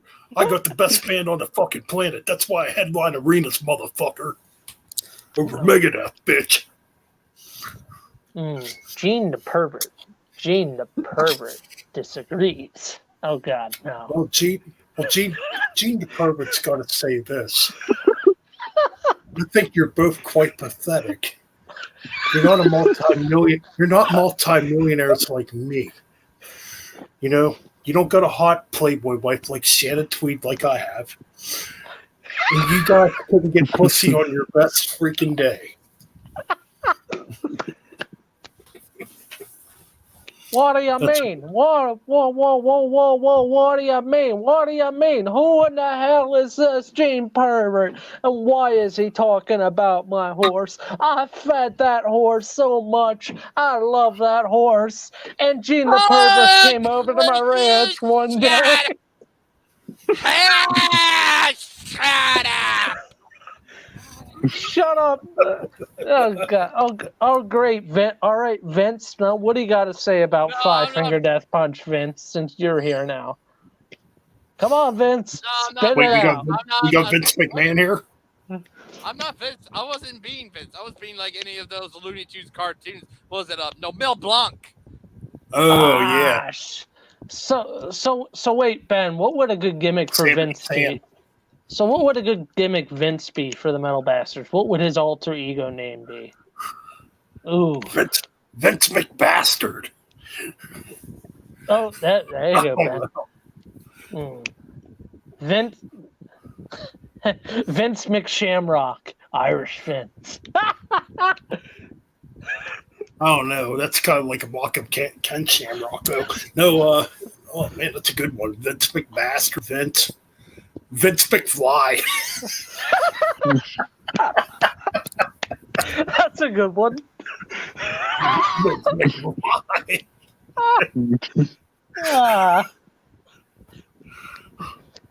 I'm Vince McFly, damn it. You're gonna have to kiss my ass. Wow, what do you mean, Vince McFly? Have you heard the new 6 Feet Under? It's fucking great. Chip Barnes, I got something for you to do, you son of a bitch. You dreadlock, hippie ass, dry-haired son of a bitch. I got something for you to do. But first off, Wait a you need minute. some Hey, no, he ain't freaking dreadlocks. But first off, you need some breath mints and mouthwash and plastic if you're gonna Some kiss my deodorant. ass. Some deodorant too. No. Some damn deodorant. Whoa, now let me tell you something, Vince. I am getting bad vibes off of you. Ooh. You know what we're gonna do? The metal bastard's allegiance is gonna go all over you, Vince McFly. And Metal Ben Media has something to say to you. For the crap you've been saying, my brother. Take it First away. off, brother. Metal Mania's got one thing to say, dude. I gotta go take a piss because it's getting too deep in here, brother. That's good stuff. Dang. Ooh. And no, that's good stuff. What are your thoughts, Ryan? That's good. That's good. Yeah. Heck. Shit. That's good shit. Now I'll tell you about that, man. Damn, Barnes, you inhaled that shit fucking hard. I haven't smoked good shit since that pink goat slept on my couch. It gave me a magical bag of weed, and I ended up on Mars. You remember that one? You remember that one scene in Tenacious D where he's on that tree? But all jokes aside, the new Chip Barnes cartoon is almost finished. Like I think, yeah. So whenever you guys get a chance, I would love for you guys, whenever it's done, give it a review. I think freaking Hoover sent me the final version. Yeah, is it going to be on YouTube at all, or? That's what I was aiming it for it to be on. Ooh, that's a difficult question to ask. Yeah. But oh god, now we got Vince. So we got Chip Barnes, Vince McFly. Oh yeah. Oh well, yeah. Back to Metal Ben Mania. So yeah. So Metal Ben Mania. This is Gene Oakland. No. What's his name again? Gene. What's his name again? Fuck. Gene. Gene Oakland. Yeah, this is Gene Okerlund here, and yeah, Metal Ben Mania. What do you think about Vince McFly now owning the Metal Bastards podcast? Well, you know something, brother? There's no way in hell Vince McFly's going to own the Metal Bastards podcast, dude, because I have a long history with Vince. And man, I body slammed him and beat him at WrestleMania 19, brother, at Seattle at Safeco-Ville, dude, back in the day, dude. There's no way Vince McFly's going to own this stuff, brother. Hold on. I got something pitching through. Vince McFly is talking via satellite right now. What do you got to say, Vince? I want to hear it, brother.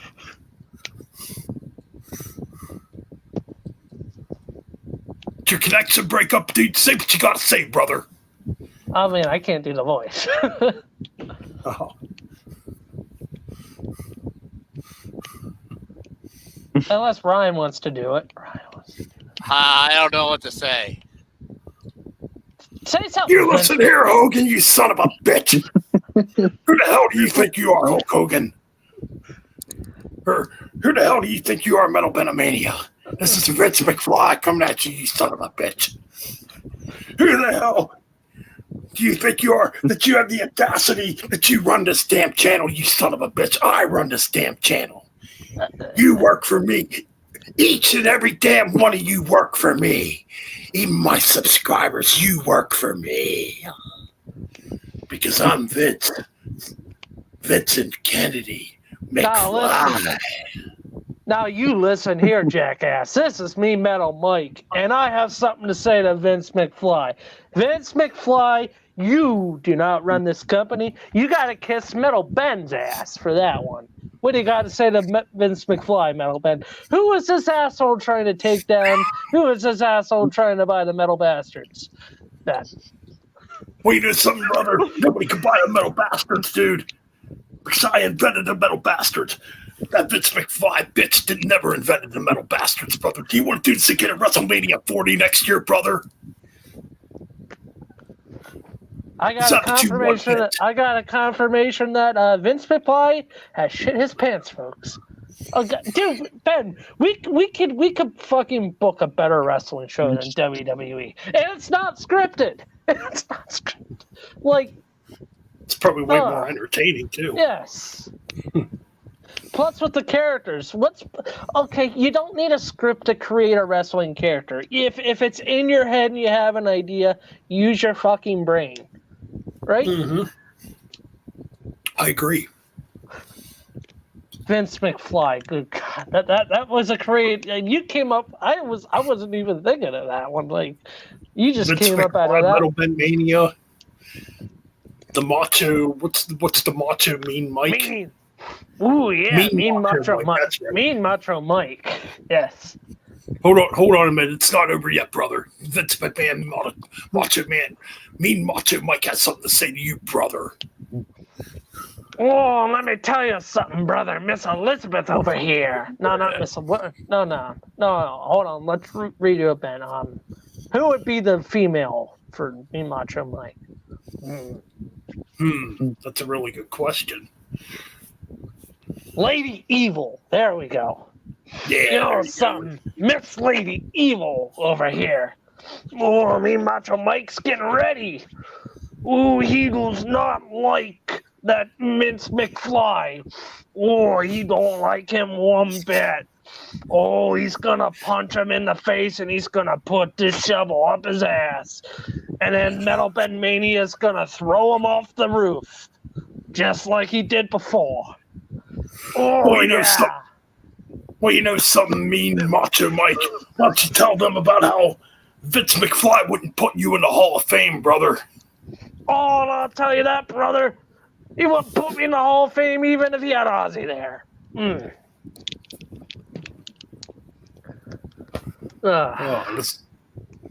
This is fucking entertainment. Yep. This is brought to you by Metal Bastards Incorporation. And That's right. W. No, I was gonna say, what would be the Bastards version of NWO? The Bastards World Order, the BWO. This has been brought to you by the BWO. And if you don't like that, we're gonna fucking crush your skulls into the ground. BWO. There we go. Dude, that should be a shirt. BWO. Bastards World Order. Dude, that should be a shirt or an album. Well, there's going to be Metal Bastard shirts coming. Yeah. Bastards World Order. I don't know who'd wear them out in public, but I would. I would proudly wear it out in public. I wouldn't care. The Mean Metal Mike shirt. Here comes the shovel. Here comes the shovel. There you go. Here comes. Oh. Mean Macho Mike holding the shovel. Oh, Mean Macho Mike. There we go. Yes.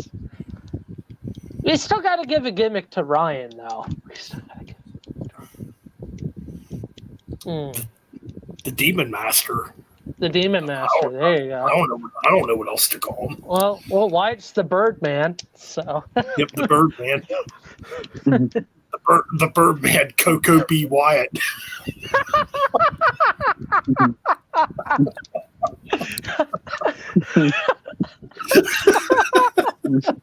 That's a good one. No, we didn't smoke no weed tonight, people. No. This is what happens. Not that we know of. Not that we know of. I don't smoke. So Must be the alcohol. The Birdman, Coco B. Wyatt. And I rarely drink. Coco B. Wyatt.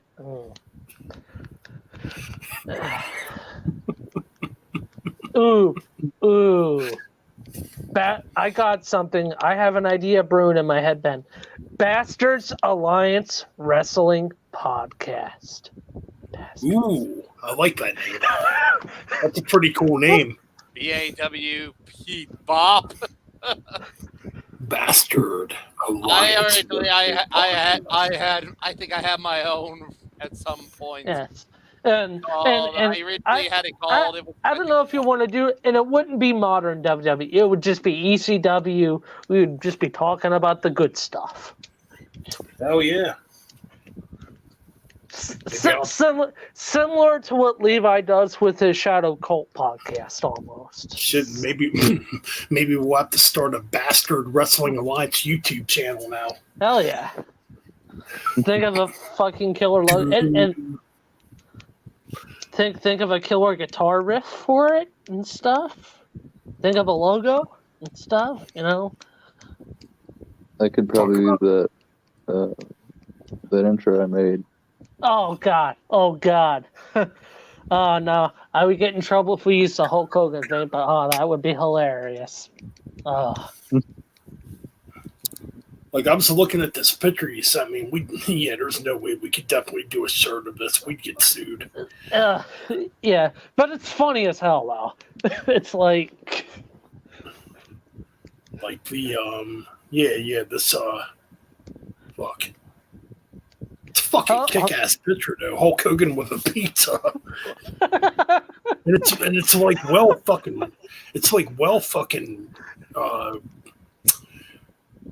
oh damn, what's the word I'm looking for here?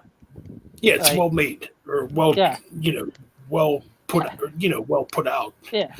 Well, I don't do it on my phone. I have a separate tablet. I don't do streaming on the tablet because I do art stuff on my tablet. I never shared it with anybody, but I'm good at doing that AI art stuff. So I just draw a sketch, and I draw the sketch, I draw the face and stuff, and then the AI fills the colors in and stuff.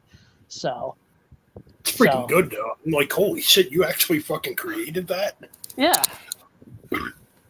And the Kane one, I was surprised because I didn't think for Kane. I thought, what would Kane be like if he had a half mask and then his face was on the other side? Like that's what I was going. Yeah, like a two-faced Kane. Yes. Yeah. Oh yeah, that Kane. That's pretty cool though. Yeah. But the Hulk Hogan one, holy shit! Yeah. If you did a shirt like that, we'd definitely be getting sued. Yeah. Can't have that. We can't have that, brother. No. That brother. But I wonder what the real Hulk Hogan would think of that. He'd probably laugh and say, "Hey, that's pretty good and funny." It looks freaking good. I mean, I wouldn't share it on stream. I wouldn't share it on stream. No. I'm not. No, we're not. Dude, I'm not sharing it. I'm right now. I'm working on one with Terry Funk at the moment. So that's the next one I'm thinking of doing. I'll definitely share them. I don't mind sharing them. Right. But the next one I'm looking on is Terry Funk. So. And I sent you a bunch of them, Ben. There's one with him holding a plate of spaghetti.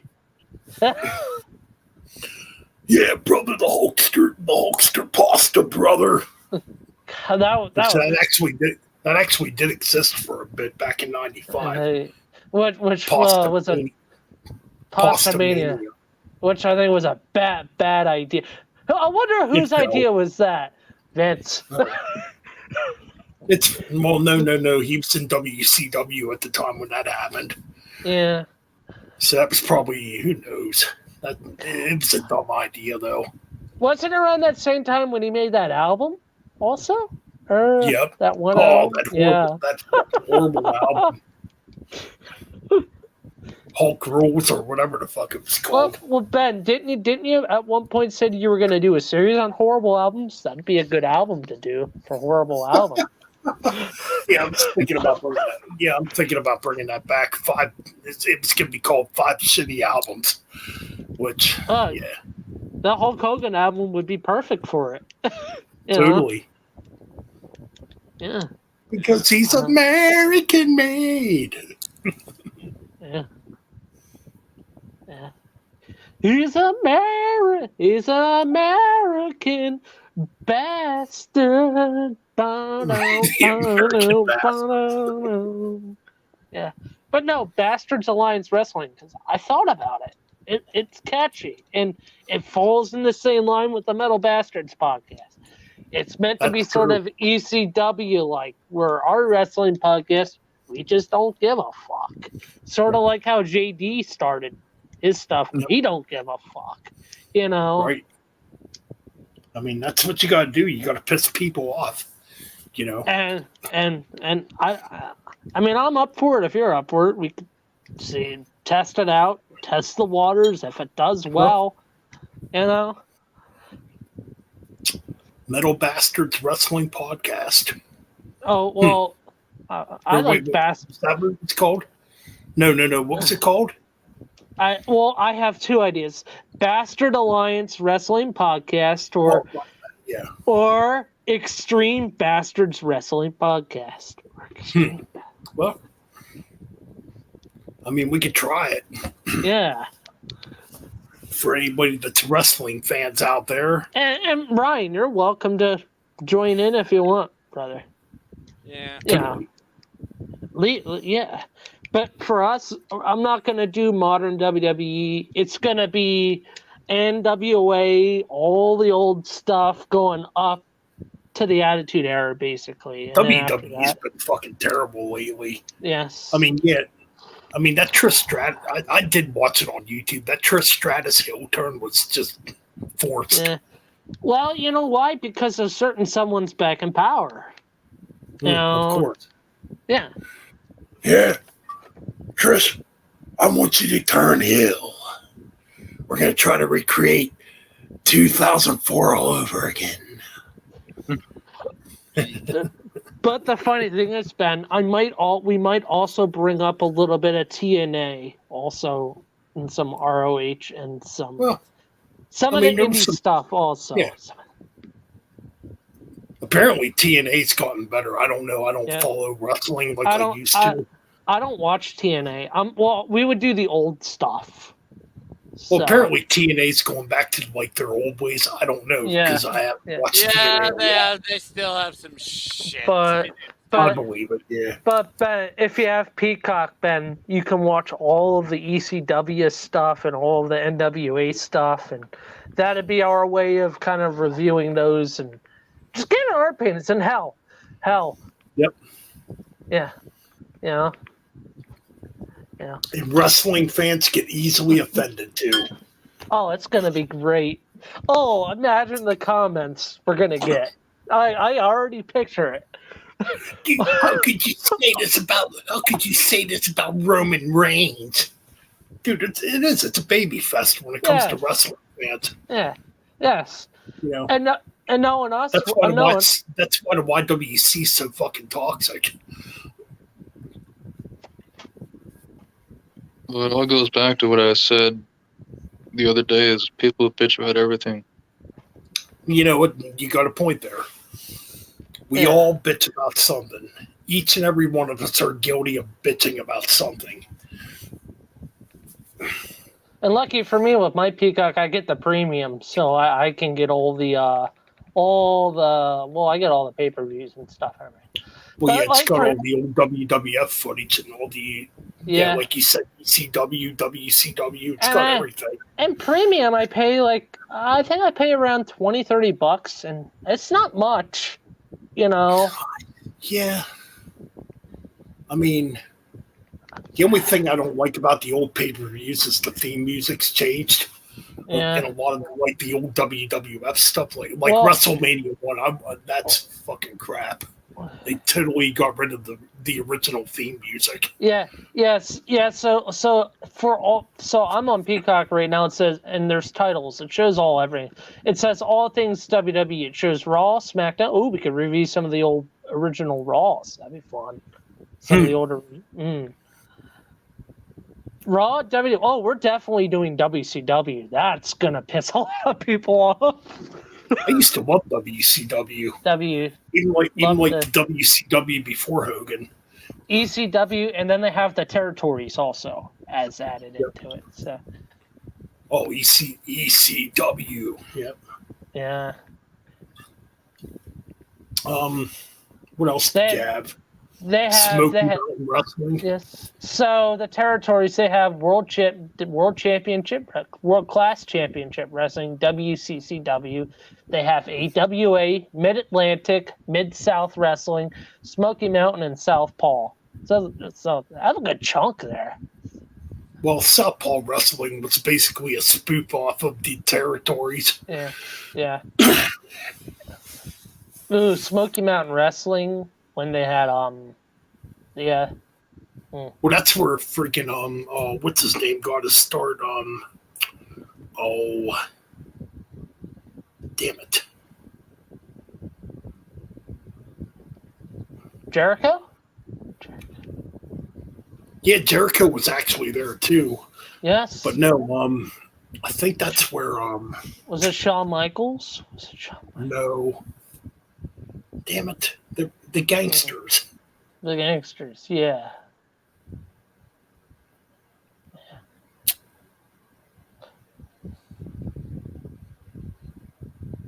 Ooh. I feel fucking brain dead. I know this wrestler too. He just passed away not too long ago. So they have ECW Classics. They have Ben, from Peacock, you get EC Hardcore TV all 8 seasons, ECW Wrestling, ECW Barbed Wire Hoodies and Choke Slams, ECW Cyber Slam 97. You get all the old ECW pay-per-views. Those would be fun to review. Ugh. Scott Hall. Anarchy Rules. Was it Scott Hall, Ben? Or... No. Can't believe this. Damn. He was into Gangsters. And oh my God. I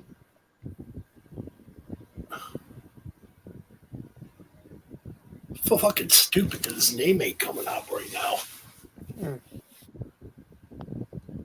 Oh.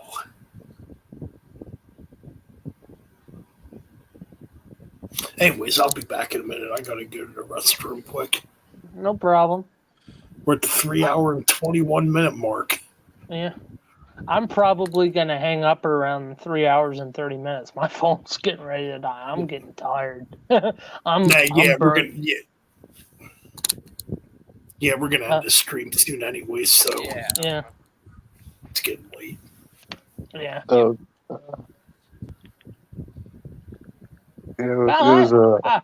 was a fun stream. I had a good time. Yeah, you, Ryan? Yeah. Yeah. We had one of our regular streams where it was just fun. Except the only thing is that me and Ben, we were having technical difficulties for like the first hour. Oof, that was rough. But from hour 2 on, it was pretty solid. So.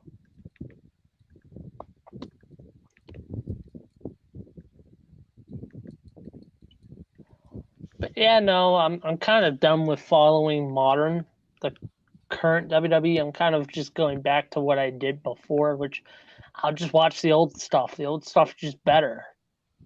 You know. New Jack. I was thinking of New Jack. That dude was fucking brutal. But yeah, because he got his start in Smoky Mountain before going to ECW, and he cut really fucking brutal, edgy promos there. And Ben, I got a better idea in meantime. Bastards World Order Podcast. Bastards World. That's a cool fucking name. I like that name. Bastards World Order. Dude, that's a good name. Yeah. Yeah, it's up to you if you want to. It's all up to you. If you don't want to, you don't want to, brother. But I'm fully on board with attempting at doing a metal, like, like, like, like a wrestling podcast where we can just bullshit and talk about wrestling without, you know what I mean, brother. No, that's a really cool idea. I actually like that name too. Bastards World Order Podcast. Oh yeah. And well, I've always had the idea of doing a wrestling podcast. It's just I don't want it. I want it to be different from the fucking the fucking mainstream IWC. Ugh. Yeah, all the pandering and ass kissing. Yeah, No. it wouldn't be that way at all. No, it would be straight in your face. What you see is what you get. If you don't like it, just like the Metal Bastards. If you don't like it, go elsewhere. Right? Yeah, it's kind of like WrestleMania 39. I didn't fucking watch the crap. I didn't care to watch it. No. I heard everybody saying, "Oh, I actually heard people say this was like a top 10 WrestleMania." Get the fuck out of here. It's not. But no, which Mania? Which Mania? This most recent one? Yeah. Okay, I have to think. But There was some good out of it. I dare say. I think the KO Sammy winning the tag belts was a pretty damn cool moment. I think when it comes down to those, I think some people have different top 10s of WrestleManias, and it might be big significant moments. I think to myself, as much as there's several that probably have big deal moments. I think Mania 3. I think. Let me think. Mania.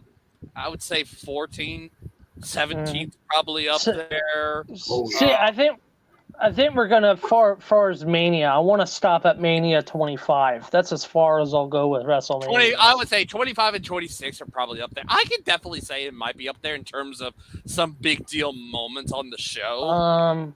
I thought 19 was really good. Yeah. Well, but as far as I think an overall a best all around WrestleMania show, it wouldn't be a top 10 at all. Yeah. The funny thing is, I'm sorry. No, you're fine. I'm just thinking, what would be I'm not good at creating. It's funny, I can draw people, I can't draw logos. Go figure. But I mean, I can work on a logo. Yeah, logo and intro. It would be like a guitar thing, sort of similar to NWO, but heavier. Yeah. I'll have to think of something. Bastards.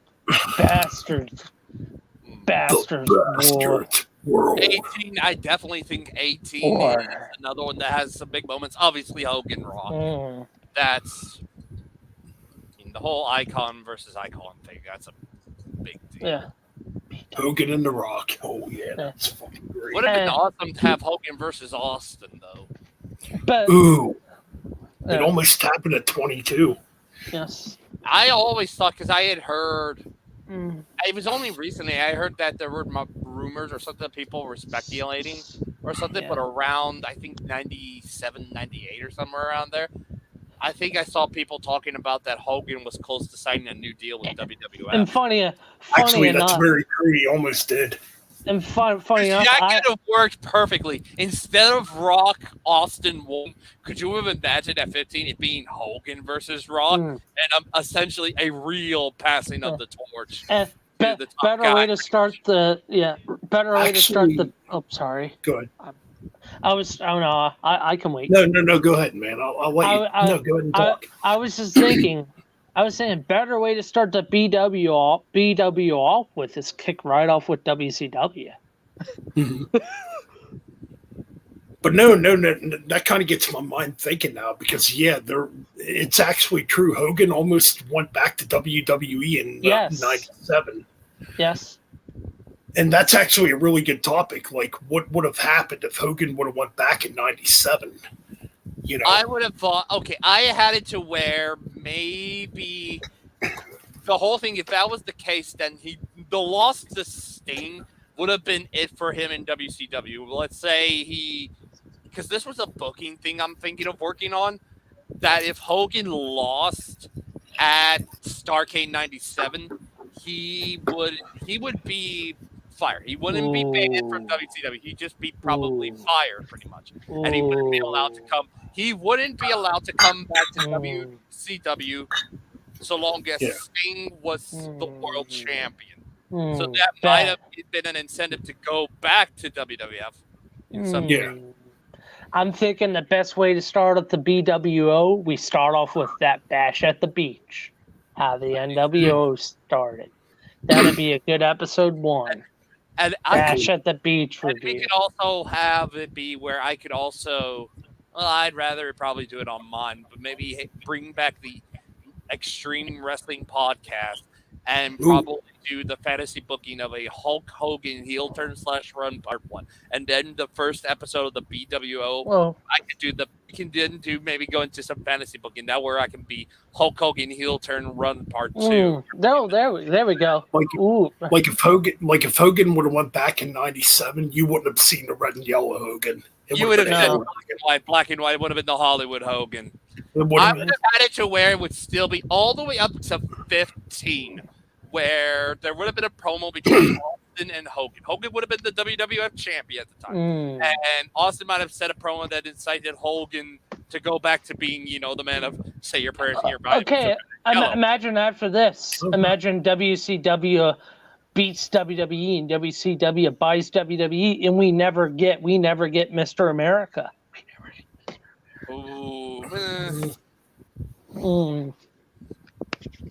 Well, we're thinking 97, 98 here, like 97, 98. Yeah, because it's actually true. Hogan almost did think about re-signing with WWF at the time. Could you have imagined the whole thing of a feud between Austin and Hogan? That would have been the perfect time to maybe have, and it all culminates at 15. It would have been babyface, red and yellow Hulk taking on Stone Cold Steve Austin, and basically Hulk passes the torch. See that's kind of my I don't think the red and yellow would have. That's weird. 97 because WWF was going in that Attitude Era. Yeah, I think it would have been NWO Hogan. Yes, like he would have came in there like trying to invade the WWF from WCW. How about this? A cooler version of it, still be the red and yellow, but kind of like what he would be later on, where he had the red tights and stuff like that. But still, maybe do something like maybe still have Voodoo shot in it, or maybe something like that. He'd do the guitar thing or something like that. No. Oh no, it's really interesting when you think about it. Like, I just think with the Attitude Era coming in, it would have been red and yellow. I would think it would have been. I would have thought, but maybe still be, it'd be like a one-time deal. He'd bring it back, and then he goes back, and it would be, let's say it's a 1-year deal with WWF. And then the 15, he passes the torch, and it would make a lot of sense for him to pass the torch as red and yellow Real American Hulk Hogan to pass the torch to Steve Austin. And that way they can still go on with the Attitude Era. And then Hulk goes back in the red and yellow around WCW. Remember, I think August 1999, he went back to the red and yellow, obviously. Well, that's true, also when Hogan was in WCW, when Hogan was thinking of re-signing with WWE, wasn't that right around when Hall and Nash came in? Was it? No. I think it's still under contract with them. Nah, this would have been 97. Hall and Nash signed in 96. Remember, Hulk signed in 94. So was X-Pac so this has my question. Was X-Pac at NWO first or DX first? NWO. NWO. Yep. Oh, there he goes.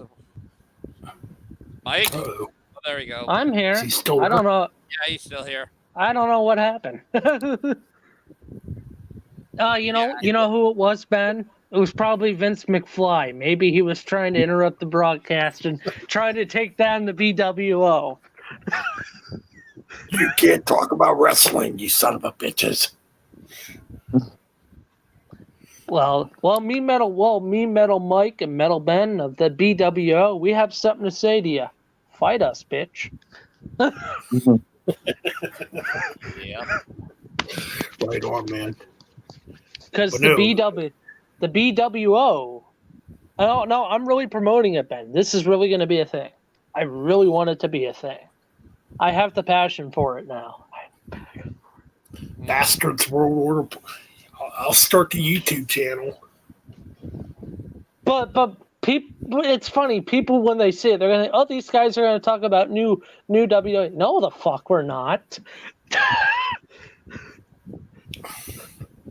No. Actually, right now, what we're doing right now with the fantasy booking with if Hogan would have went to WWF in '97. Yeah, it's part of it is something that I thought it's a three-part thing of a Hulk Hogan heel turn / run that culminate that starts, believe this or not, in 1990. Yep. So it goes from 1990. It basically encapsulates his run in the 90s as a Hulk Hogan heel turn and run from 1990 to 99. From WrestleMania, Royal Rumble 1990 to Mania 15. You're giving me ideas. What would be a good backstory for the creation of BWO?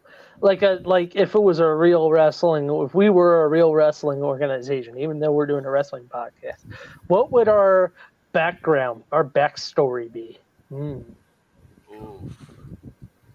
We all got drunk and fought each other. I was just thinking of this too. Okay, so Hogan met with Vince in '90s. Well, Hogan met with Vince about. I'm trying to think the point of 1997 this happened. It had to have been like the fall of '97 because Hogan was thinking about jumping ships and going back. So you could have, like, Vince could have signed Hogan.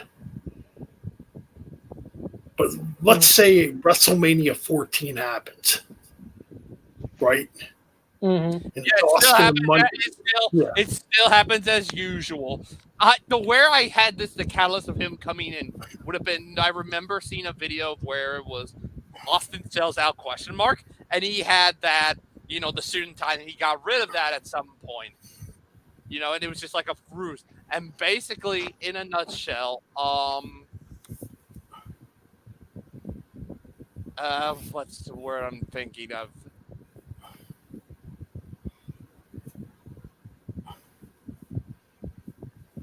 Basically, it's like, basically, Vince says, I knew this would happen, and I have a backup plan. And you hear, I think, whatever Hollywood Hogan's music hits, and essentially people lose their damn minds. Or something. They see Hulk come out in the black and white, and they are, and like I said, everybody loses their damn minds. Which would have happened, definitely. What would have happened, yeah. Because it's Hulk Hogan, I mean. And Crantis, what's up, man? Crantis, what's up? And plus with Vince, knowing the money and knowing how more bigger Hollywood Hogan was compared to Hogan, Vince would easily jump at that. Yeah, the whole idea of... I'll be back. Keep talking. That's the whole thing it would start. That is essentially part 3. Does he come out wearing a BWO shirt? Or black? Hey, I think you'd have to figure something out because I think WCW still has the trademarks NWO. NWO. Ooh. I would try to think of what could it be like or something. I can't remember. Ooh, I thought of something. Let's say this. Somehow Hogan made a contract deal with in the sidelines, bought the copyright for NWO. Hogan joins WWE, and then in the early 2000s leaves, joins ECW. ECW gets bought out by an unknown entity, which ends up being the Metal Bastards. which ends up turning into BWO. I try to keep things based in reality and stuff like that. It doesn't have to be realistic, man. Well, it does, but yeah. Well, here's what I'm thinking. Okay, so Hogan would come in wearing the black and white, obviously NWO. You wouldn't have NWO on there, but it would still be black. No. He would have he'd come back with the music. He might have a heel entrance. He might just use what he had when he was in WWF the last time. Here's the catalyst of all of this to make this happen. Okay, so let's say the culmination of part 1 would end with Hulk Hogan versus Sid Justice. Let me tell you, this is Hollywood Hogan. Basically, we have Jack Tunney would say, so long as I'm president, Jack Tunney, I'm assuming in 92 was president of the WWF back then, correct? Yeah. Yeah. So here's the thing. Here, Jack Tunney would say, so long as I remain president of the WWF, Hulk Hogan is banned from coming back to WWF. And essentially, he loses to Sid Justice. A babyface Sid Justice beats him or something like that. And, Hulk Hogan is essentially, it's a temporary ban. And he goes to WCW. This is part 2. He goes to WCW. He still goes back. He reverts back to the red and yellow, pretty much. And then he goes, the heel turn and all that stuff. But he mentions that he never forgot about what happened with him in the WWF, basically. So basically he and Hall and Nash maybe select number, and it still grows, and basically leads to Starrcade 97, where Hulk Hogan is fired, not banned. He can go back. He's just fired, and he can't go back. It's not a ban. It's more of like, so long as Sting, it's kind of, but this allows Hulk to go back to WWF. Because, remember, by 99, Jack Tunney is president of WWF and somebody else, pretty much. I'm assuming it would have been, Slaughter at that point? Or Monsoon or something like that? I'm pretty sure it was either Slaughter or Monsoon, either one of the two. It would have been one of those two. But he would be allowed to go back and basically have the run he would have had, and he and Austin go back and forth or something like that. Hulk wins it at some point, via various ways. Let's say we have, because I think at that point in 98, X-Pac comes back. So I was like, okay, he comes back, but he doesn't join DX. He aligns with Hollywood Hogan, basically recreate, kind of maybe bring in NWO or something like that. And maybe at some point you also bring in a little bit early or something like that, but you have the Giant or the Big Show come in a little bit earlier than St. Valentine's Day Massacre. So he joins Hulk as well. And, Hulk goes on a tear or something like that, and it takes, in some cases it's kind of somewhat similar to real life, where Kane and Undertaker Ben tapped out. Oof. Or maybe he'll come back. He'll be back, I think. You were saying? He comes back, but Kane and Undertaker pin Hulk, and they take the belt off of him, and that allows, basically some stuff in real life. Rock and Mankind go back and forth to the point of where Hulk faces The Rock at St. Valentine's Day Massacre to win back the belt. Probably, maybe a variation of somewhat like the finger poke of Doom, in some case. I know this is it's cheesy, but at least at the very sense, because both I believe are heels at this point, it kind of makes sense in this case to do a finger poke. But in this case, I'm putting it in here. At least it makes a lot of sense at this point. So it leads to Hulk versus Austin at Mania 15, where briefly for the last time Hulk reverts back to the red and yellow, and all that stuff. And, he and Austin have a match. I don't know how long it would be, probably 20, 30 minutes or something like that.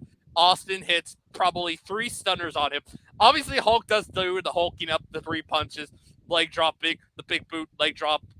Austin kicks out, and then Austin hits, near the end, 3 stunners at a 1-2-3. Austin beats Hogan, and Hogan gives him the belt and passes the torch and raises his hand. And then he is pretty much gone at that point. He goes back to WCW. That's the whole thing. I want to flush it out at some point. Well, I guess Ben's done then. for the night? Yeah, Thank I'm you. probably gonna top off then. How is he gonna end the stream? I can't end the stream. You can't end Yeah. the stream. I'm just gonna hop out for the night, fellas. Subscribe. You guys know how to find me, Metal Mike. Yeah, BWO guys. Look forward to it. Yeah, It's an definitely. Yeah. peace. All right, I'm gonna head out too, I think. Okay. Oh, there's Ben. All right, back on my phone. More technical difficulties. Yeah, fair enough. So what I think I'm gonna do, I'm just gonna end the stream. It's been pretty long anyway. It's almost 4 hours, so Yeah, that's what we were just talking about. yeah. But it's been fun, you know. Yeah, definitely. I just told Mike everything about the Hulk Hogan heel turn run in 3 parts, summarized pretty much. Well, no, we'll have to continue this. This is actually really interesting. I'd rather I want to continue this one. Yeah, it's something that I've been working on for a bit. There's several other fantasy bookings I've been working on for a bit, but the Hulk one is one of those I've been working on for quite a bit. Yeah.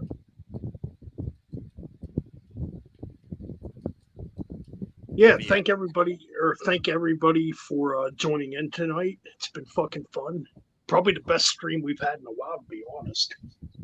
Yeah. Well, since you were in here, Cranjus, what do you think of that? Just that summary. You know, I will obviously flush it out at some points and stuff like that, but that's basically the sum of this fantasy booking.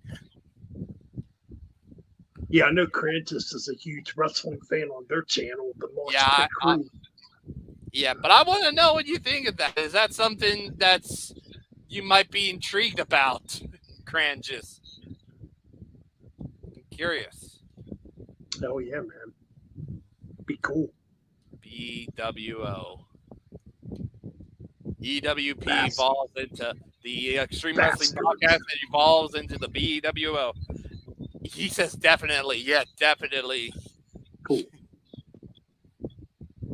We could even talk about if Stigler went to WWF in the Attitude Era. Oh, yeah, that might be another one I could definitely flesh out too. Yep. Ooh. Be cool. You know what would be even better is if it was BWP or Bastards Wrestling Podcast. So just take out Extreme and you put in freaking Bastards. Well, that's going to be the name of the new channel. I'll work on putting a new channel together. Yep. All right. Well, yeah. it was awesome coming in, so I'll definitely talk to y'all later. Yeah, it's been fun, man. All right. Night, guys. All right, guys. Take it easy. Good to see you all here. And yeah, man, look out for the Bastards World Order. The Bastards World Order podcast channel that's going to be coming. So yeah, man, the wrestling show. So yeah, definitely look out for that. And anyways, take care, guys. And we are out for tonight.